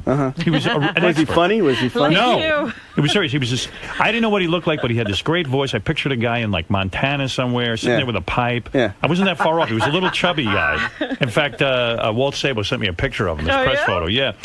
And Brad Crandall would sit there, and he was an expert on everything. Like a guy would go, Brad, I want to fix my back porch screen door. What do I do? And Brad just wouldn't miss a beat. He go, look, what kind of nuts, what kind of bolts do you have and nuts? And he would tell the guy what to do. And a woman would call and go, Brad, my husband wants to leave me. What do I do? How can I keep him? Ma'am, here's what you do to keep a man. Right. And the guy knew everything. My boss's potatoes aren't quite in the center nice enough. Here's how you cook Here's the perfect potato recipe. Oh, wow. Look at all the shit you're selling. Oh, you sell stuff? Yeah. Oh, my God. Mitch, come on. Super Retardo, T-shirts, hats. My personal favorite is that you can get a 10-pack of the refrigerator magnet. Hey, I got a girlfriend I got to buy chicken fingers for. Do you make money? Throw Pillow, $19.99. You get a couple of bucks for everything. There's this company that puts all this stuff on there for you, and they sell it, and then whatever, you get a commission off of everything. Do you get a check every once in a while? Sure, yeah, Wow. absolutely. You'd be surprised. I guess then it works. But then you get emails out of nowhere from guys, hey, asshole, I bought your Super Retardo clock, and it doesn't work. Like, I'm sending out the clock. Well, they hold you responsible. Well, this is great. It's great to see you, Mitch. I feel free to come in and see us every once in a while. That's nice to hear. Thank you so much. Tell us what's going on with you. Mitch Fattel, many years ago, a intern of ours, was the guy who was here before Stuttering John and then brought Stuttering John in and made my potato so well. And was tortured by Fred. Boy, I missed those potatoes. But me and Fred just made our peace, and now I'm happy, I think you did make now peace. We're cuddling, and everything's good. It's not easy to make peace with Fred. He let you off. I'm surprised. How'd it go in there, man? I think talked to Howard a little bit. I don't know what about. Well, he's uncensored now, so how are you feeling? How do you feel about talking? Oh, well, that's okay. That's okay. It doesn't mean he's a bad person. I don't know exactly what to expect in this new environment and stuff. I do know that it was like terrible trying to get in the building and up to this floor. They have security worse than the Pentagon. I mean, this is Homeland Security in this building, just to get to see Howard. It'd be easier to see the president than to see Howard in this new environment. But at least he's safe. He's up in space now, fixing the satellite. I assume he'll be back any minute. He spends a lot of time in space. And you got to be careful up there. A lot of bad things can happen. That's true. So pray for him.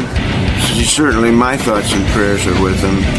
And hopefully he'll make a safe return and into the Earth's atmosphere here soon.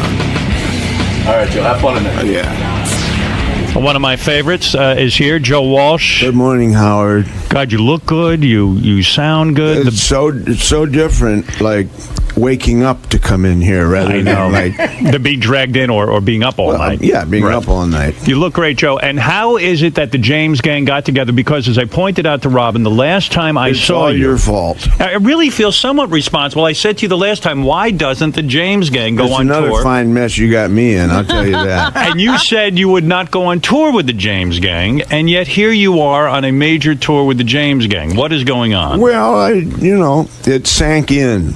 What happened to make you this happen? got me thinking. Had you guys not spoken in a while? Was there an uncomfortable? Oh no. We've always been buddies. You weren't sure a commercial success could be had with the James Gang going out on tour, was that it? Well, I didn't know. There's a lot of momentum. I didn't know if I had a window in the Eagles schedule. But there some was stuff a came window? together. There was a window. There was a big window. Together, in the old days, Joe would have jumped out of the window, but now you climbed in the window. Are the other guys thrilled? You've got to be thrilled to have a James Gang reunion, right? I mean, you're ready to make some dough here. Thrilled, totally thrilled. What were you guys doing? That's a good call again. Thrilled. It's great. What were you doing before Joe gave the phone call that he wanted to get the James Gang Still back doing together? music stuff. We were waiting for the phone call. Yeah. It's a long wait, 35 years. Standing by the phone is a real drag. Carry it everywhere we go. Cobwebs all over us. When you wait for a phone call from Joe Walsh for 35 years, but be serious. Did you ever think it would happen because Joe went through his drinking stage and his crazy stage?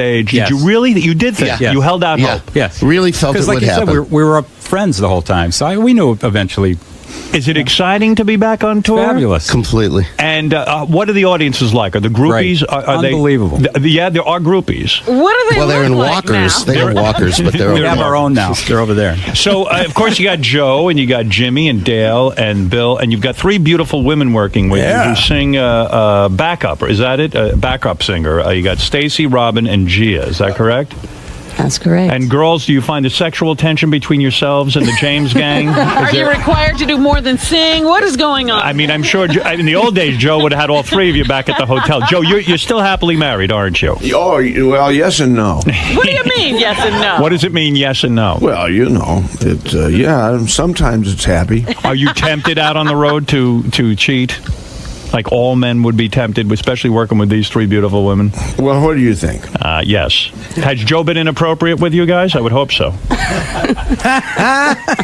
Is something going on I should know about, Joe? You want to come clean? Howard, you should just come on the bus with us for Is it a wild? bus ride. Girls, I'm sure being with the James gang, it is tempting. You know, Joe, I wanted to say something to you. I was reading the Rolling Stone magazine piece on you I thought was great, but you were overlooked in the top 100 guitarists of all time. Yeah, what the hell? You are one of my favorite guitarists, and you know that. Did you feel a little slighted when they didn't They put you? found 100 names and didn't think of yours? Just a little bit. Just like honorable mention, I thought maybe might be in line. Do you think But, you were 101 or something? Yeah, maybe you were 101. Don't you think? I mean, Jimmy, tell me if this was true. Jimmy Page was taught slide guitar by you. He came to you to learn slide guitar. No, I didn't really teach him slide, but I did give him the Les Paul that he used for the bulk of the Led Zeppelin work. Oh. I didn't know. Well, that's not as good a story. I was Okay, offended. yeah, I taught him slide too. Yeah. I had a much better story that you taught Jimmy Page how to play guitar. Isn't it true you taught Ted Williams how to hit as well? Hey, is it true? Did you invent like one of the early versions of that thing where you put the thing in your mouth and make those wacky noises through the water box? You know, Dottie West was a country singer. Her husband was Bill West, and he was an inventor, but he never got patents. He invented the first fuzz tone, and he invented the talk box. But it was in his garage, and he just gave it to me. He said, "Here, take this. It smells awful." And you started using it on stage with the Eagles, didn't you? Yeah. Was that the first time you used it? Mm-hmm. What was the song you used it on? You know, I think it was just in the middle of one of the songs that we did at the time. And you still getting along with the Eagles? Oh, yeah, they're going to do an album, right? Everything's cool. A new album is coming out. Everything's good. Yeah, you know what? We gotta do an album. This is an amazing transition. We played everywhere, and we don't want to turn it into a cover band. We don't want to turn it into the Beach Boys. Was that your daughter sitting out there in the green room with you? Yeah. That's Lucy? Yeah, it's Lucy. And Lucy is a musician as well. Mm-hmm. And she toured with Ashley Simpson. She did. And now she's got her own record deal. She's got a record deal with Island. Is she and good? She did it all herself. Because you were like she is how old now? 20-something? Yeah. All right. So she was growing up while you were in the crazy Joe Walsh. Yeah, I was going to say, how long have you known her? Yeah, I mean, when did you get reacquainted? Well, she was about 12 when I got sober. Are you going to introduce me to her, or are you going to keep her out there? Well, I'm going to keep her out there. Good move. You're a smart man. No, but she evidently is very beautiful and a musician. She's a great musician. Holy smokes. But growing up, you didn't have much contact with her, right? Because yeah, right. So do you think it was like a case of I want to be like my father? Maybe I'll get to know my father through music? Yeah, I think so. But she's got the music gene. And now you guys hang out together and you're reestablishing. Oh, there she is. Oh, good. There she is. There she is. Hey, Howard, baby. this is Lucy. I'll be polite. Don't worry, Joe. Hi, Lucy. that's How are Howard. you? Hi, Robin. Hi there. How are you? I'm very well. So, Lucy, you have your own music career going now, right? And you have an album coming out? I do. I'm a recording artist on Island Def Jam. What kind of music are you doing? You rocking or? It's definitely going to be pop radio, but it's I think it's a breath of fresh air for artists my age. These girls that are kind of. Do you go by the name Lucy Walsh?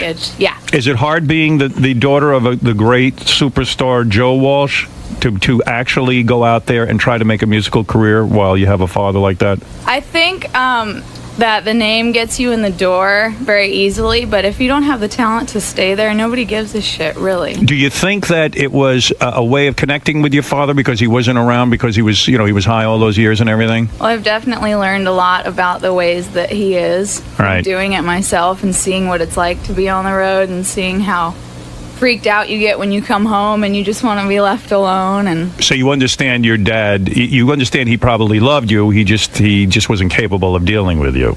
Oh, this must have been some group therapy session you two Wow, were on. yeah. Oh, man. Yeah, So it when was did you start sweet. to get to know your dad again? I mean, I'm pleased to see you guys running around, because I love Joe, and it's nice that his daughter has a relationship with him In my early teens, in your early teens. we kind of made the big commitment to reconnect. How was that? Did you yell at him a bunch first? Yeah, were you really You did? angry? Yeah. A little bit, yeah. Was Joe able to we take had a it? couple good. Oh yeah. He was able to- Well, he just sat and listened, and then he. I had it coming, didn't I? Yeah, oh, Joe, yeah. I'm proud of you. I'm proud of you for being able to handle that. Yeah, that's not easy I to don't handle. do that anymore. She pretty much taught me how to be a dad. That would drive me back to drink, that yelling situation. So now you guys have a good relationship. By the way, you're a very attractive girl. Now, Thank you. which wife was Lucy's mother? Was it number 1 or number 2? Number two. Number 2. Plaintiff. Plaintiff.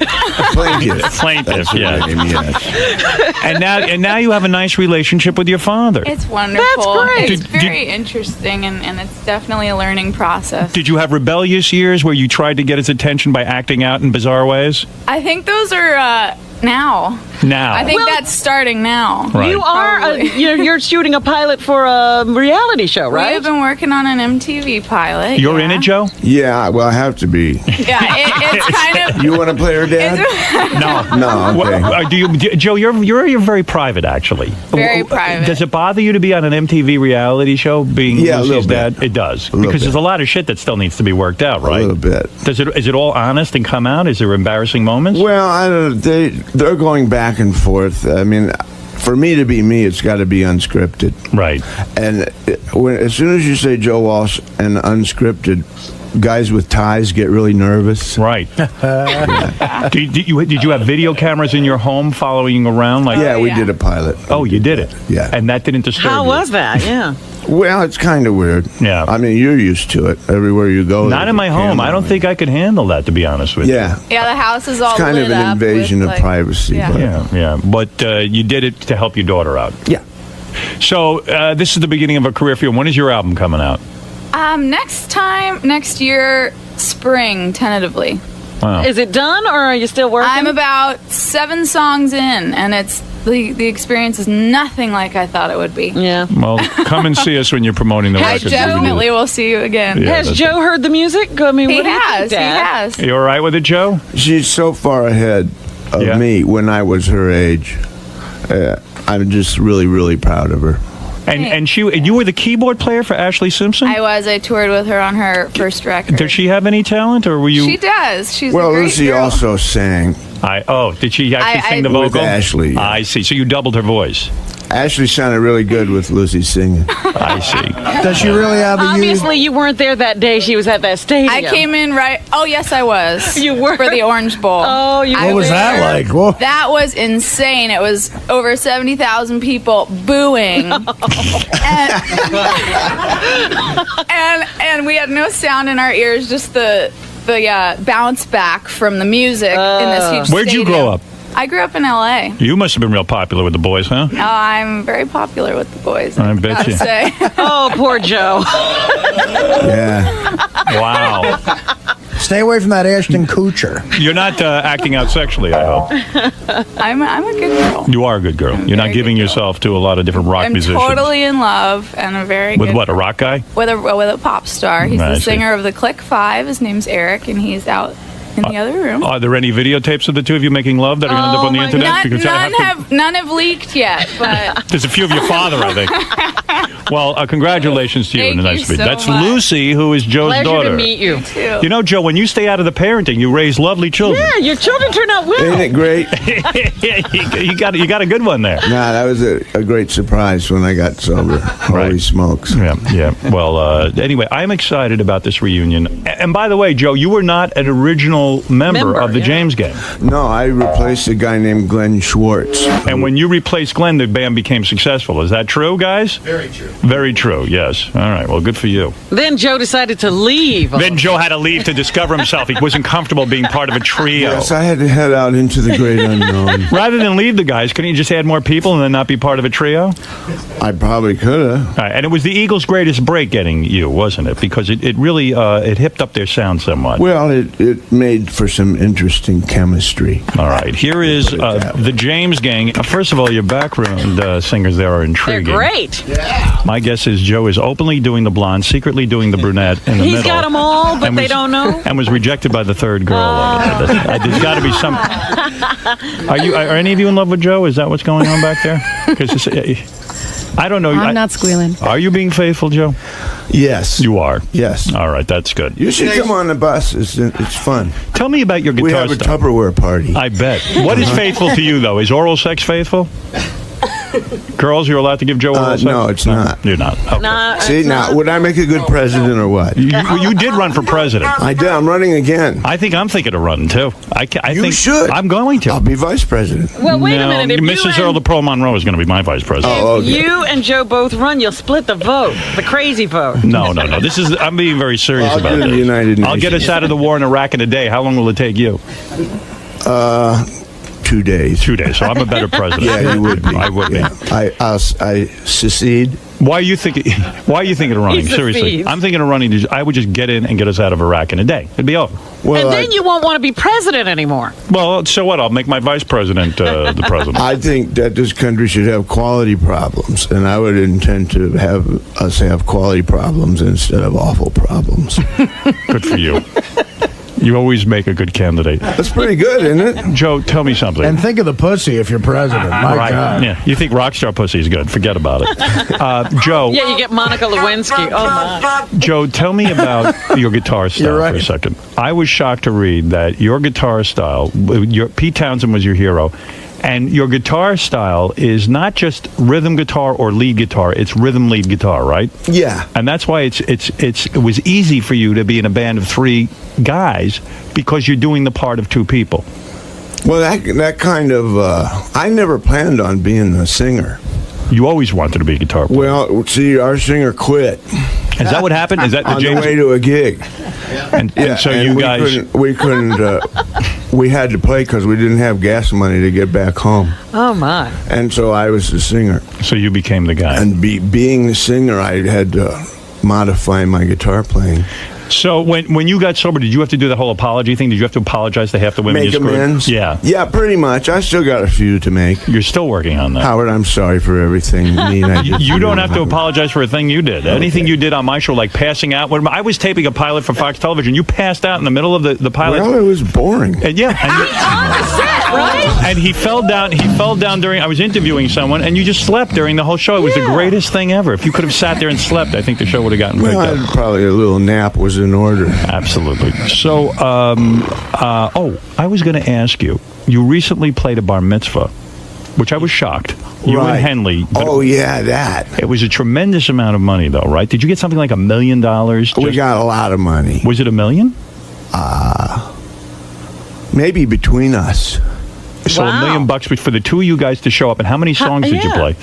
Oh, we played about 6. 6 songs. Yeah. Holy shit. That's about I don't know, $300 a note. Yeah. That's pretty good pay. And all the free gefilte fish you could eat. Yeah. Isn't that crazy? Were you shocked when you got such an invitation? I mean, and you accepted it. It's weird now. Billy Joel said he got invited to the same function, and he said, I don't do bat mitzvahs.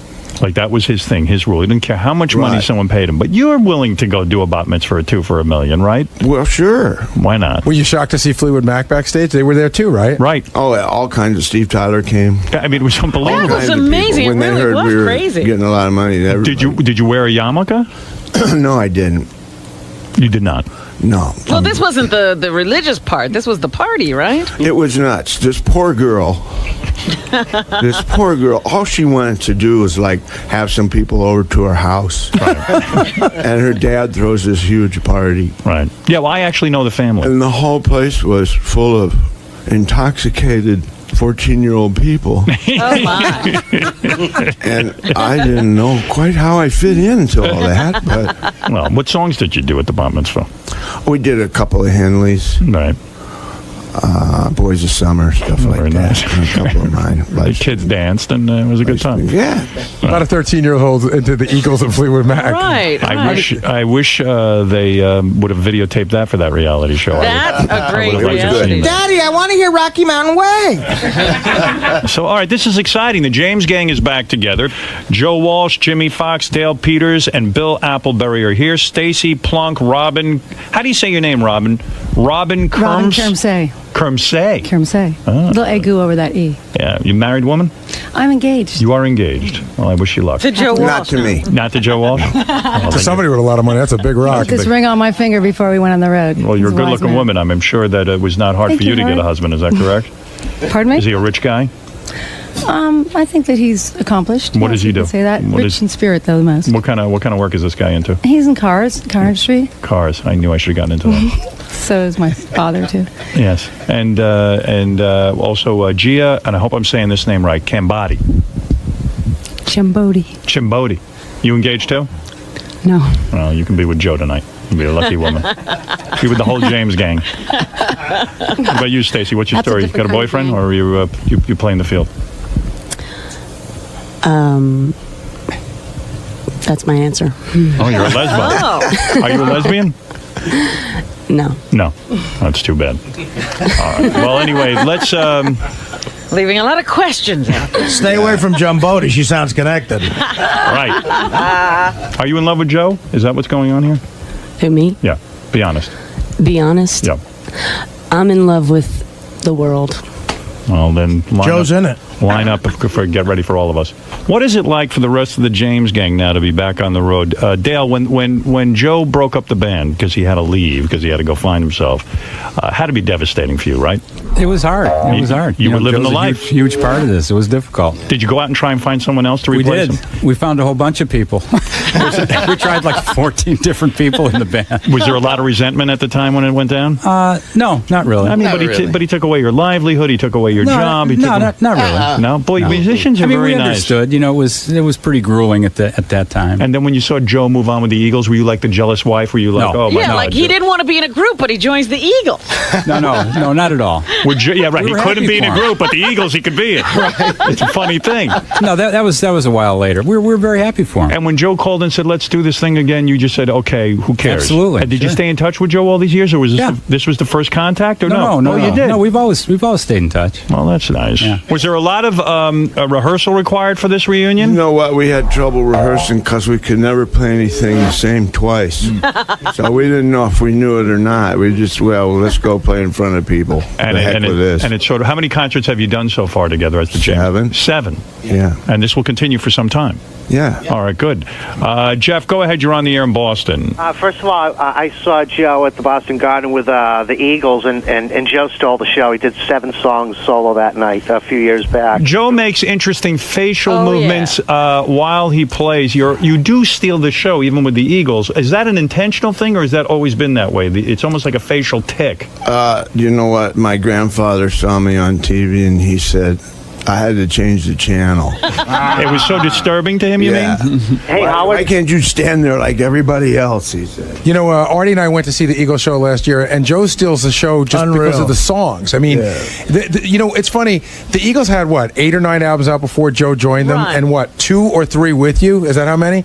But it's almost like there's a whole group of people who think the Eagles are Joe Walsh. And I think that's where some of the animosity in the band came from. That would be me. But when you do Life's Been Good, and when you do Rocky Mountain Way, those are the songs that make everybody jump out of their seats. In the city. Yeah. Life in the Fast Lane. Well, thank you, everybody. Howard, real quickly, Don and Glenn are the Wait a second. You guys are talking over each other. I'm sorry, Let I Joe thought- talk. He's the one being interviewed. You'll get your question. I in a just minute. want to say Don and Glenn are the Eagles. And There you go. Well, you've been to play trained. guitar They never for let such him forget brilliant it. singers. They don't let you forget that at all. Boy, they got you trained. Wow. Well, you're the Eagles, too. Yeah, go ahead. I'm sorry. What were you saying? I've seen Lucy perform with Ashley Simpson, and I think Lucy could probably square away some rumors on Andy Dick's sexuality. Oh, really? What does that What's mean? that about? What are you saying? I guess that would be a question for Lucy to answer. Lucy went out with Andy Dick? Oh, please don't. Joe, do you know anything Do you know about anything about this, I Joe? don't know anything about that. I don't. Stunned. That even shocked Joe. What is that? 3 years ago? What? 3-4 years ago, from what I understand, in L.A. Yeah. She was seeing Andy. Really? You're kidding me. That makes me sick. That Andy got. If Andy got Lucy, I'm very, I can't very wait to see Smokey snap Andy Dick's neck. Yeah. I see Smokey still with you, Joe, right? Joe, is he your manager now? He's right there. Yeah, I know. He's your manager now, huh? Well, he's a road manager, yeah. I mean, he keeps me out of jail and stuff. Smokey was the guy I remember for years when you were drinking. He was in charge of keeping alcohol away from you, and I always thought Smokey did a pretty bad job of keeping alcohol away from you. Didn't he? Smokey had a tough job. Smokey had a tough job. Yeah. And Smokey, your whole job was keeping Joe sober, and you have been a success at it now for a couple of years, haven't you? Nobody thought he would win this battle. Joe, Smokey, I never thought you'd win the battle with Joe, to be honest with you. Something, the difficult I'll do right away. The impossible takes a little longer. Right. And Belushi you were with, too. That was your job. Him you didn't have so much success He didn't give him enough time. We were good friends, but he was just a bad boy. He was a bad boy. Yeah, but, when he was together, he was fine. When we parted company, he was 210 pounds, clean, straight, together. Yeah, he had lost like 20 pounds and was talking about the future and stuff. Yeah. And, are you shocked to see Joe in this kind of condition now? Did you ever imagine this would happen? Yes. You did? No, you have to pinch yourself every day. Come on. Going, I'm dreaming. Would you mind taking Artie for 3 months? Artie's got many problems. I'm a lost cause. No, Artie, I could work with Artie. Yeah? And I think the thing that scares Artie, he would say, he could make me a better person. Yeah. I don't think Artie's ready. Smokey, real quick, how do you get a guy like Joe Walsh or John Belushi? How do you get them to stop drinking, to lose weight, to It'll behave? be in my book, Howard. You're writing a book? I'll do it. No, it's all up here. It is a miracle. It is. Lucy, real quick, Joe Walsh's daughter, are you, in fact... Do you know Andy Dick? Do you know Andy Dick? I do know Andy Dick. Yes. No, we did not date, and the answer on his sexuality coming straight from him is that he's trisexual. He will try anything. Okay, so you did not have an affair with I Andy did not have an affair with Andy Dick, no. All right, good. But there's pictures on the internet on the red carpet and things like so that. the exclusive no dirty is ones. that Lucy Boy, we does... feel better, don't we, Howard? We sure do. God, so do I. Lucy does not know Andy's dick. I do not know Andy's dick, Good no. for you. All right, that's what I wanted to make sure. Well, let me tell you something. That has to make you breathe a sigh of relief. Yeah. It sure does. It's a good day. Well, James, gang, I love it. I truly do. I love that you were here. Oh, Captain Jenks has a question. We'll let him have the last word. Go ahead, Captain Jenks. Hey, good morning. Actually, I have two questions. The first one is, Joe, who do you like playing with? Who do you enjoy playing with better, the Eagles or the James Gang? And second question is, would you guys play Desperado?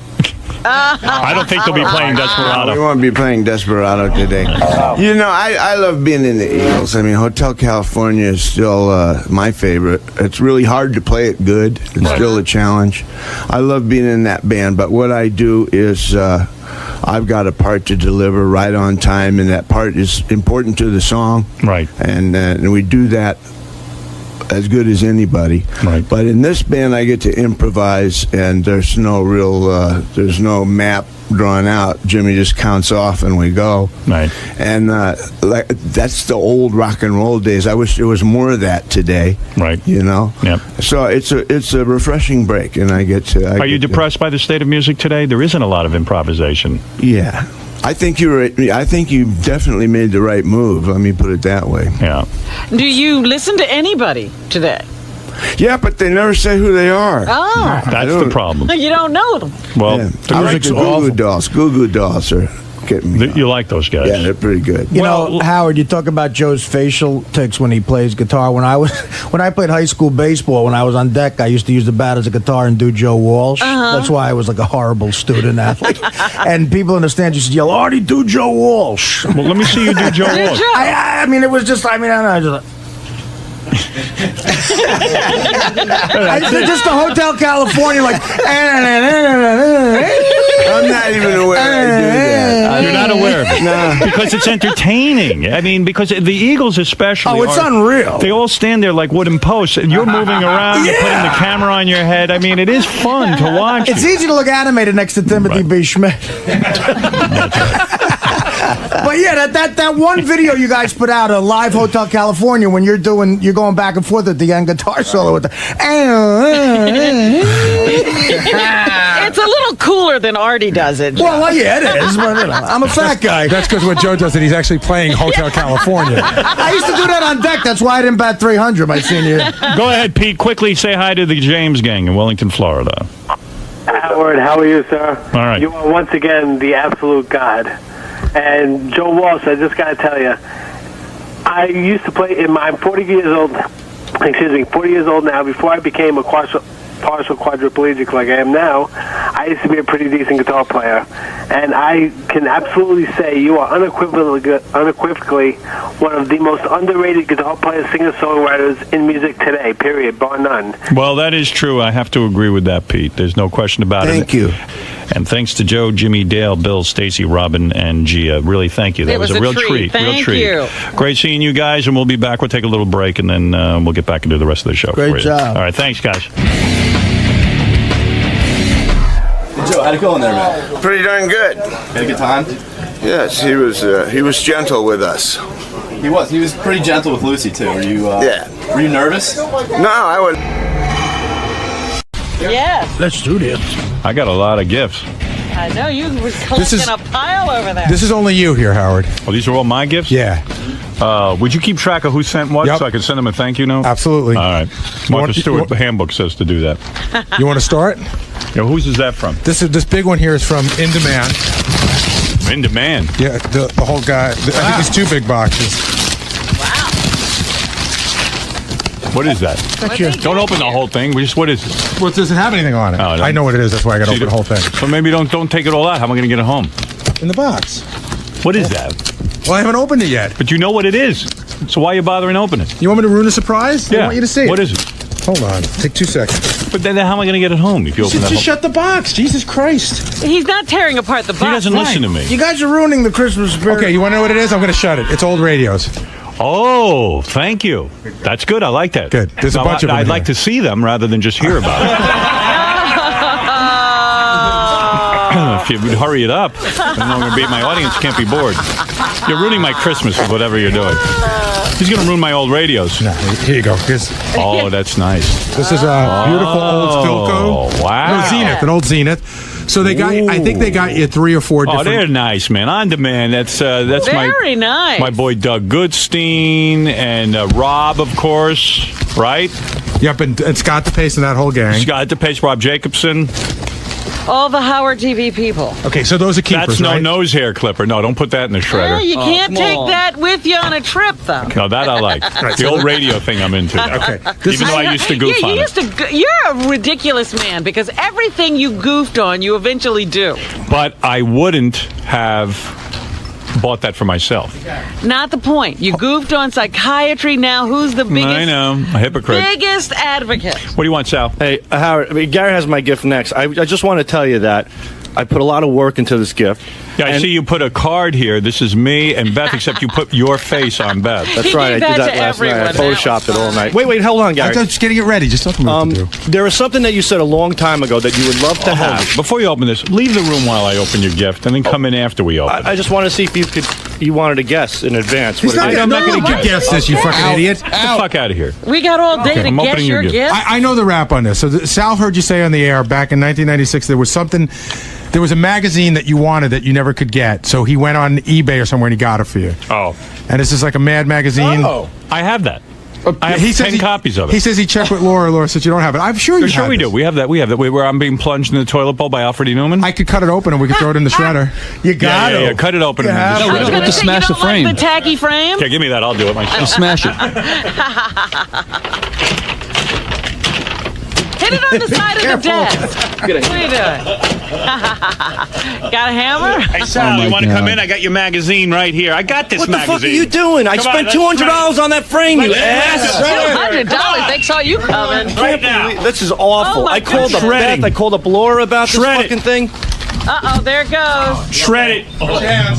Shred that motherfucker. First thing to hit the shredder. Big waste of money. Hey, the shredder doesn't work.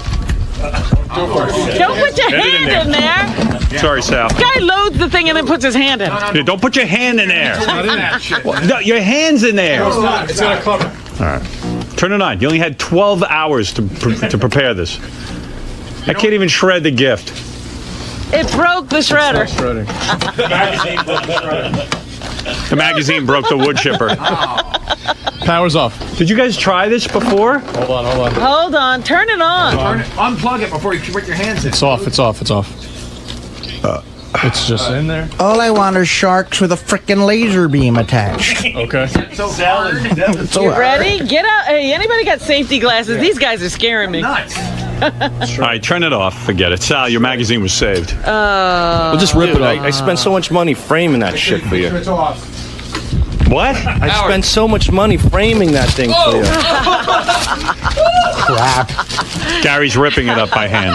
Man. You couldn't shred That's it. so depressing. It should be. I mean, How much did you go on eBay for that? I didn't go on eBay. I had, because it was so hard to get, I had a great fan in Pittsburgh give it to me. I went all the way to So you Pittsburgh paid nothing to get for it, in other words. No, I got it from somebody, Where'd and you I get had it? it framed and Did you get everything. it on Awful Gift Bay? $208. $208 to frame that? Yeah, and I that wanted cheap shit Did frame? you see that frame? I know. The frame is still good. The frame Oh, I is thought you smashed horrible. it. You smashed I it. smashed it. Oh, that's. Sorry. What is it? The magazine itself is on eBay for $4. Yeah. And I have copies of that. Oh my I God! put So a phone hard to call get. into Laura's office. I want to know why Laura doesn't know what I have. We have an archive, and I know we have So this. it's probably not her fault. Whatever you You've think, already it's not had your Laura's fault. run-ins with Laura. All right, so anyway. Thanks, yeah. Oh well. Well, I guess we're even. I got the stiletto. Stiletto's a great gift. See, I didn't really smash it. I know. I saw your light attempts at smashing. You saw my David Blaine where I switched magazines? No, thank you, Sal. I'm going to put this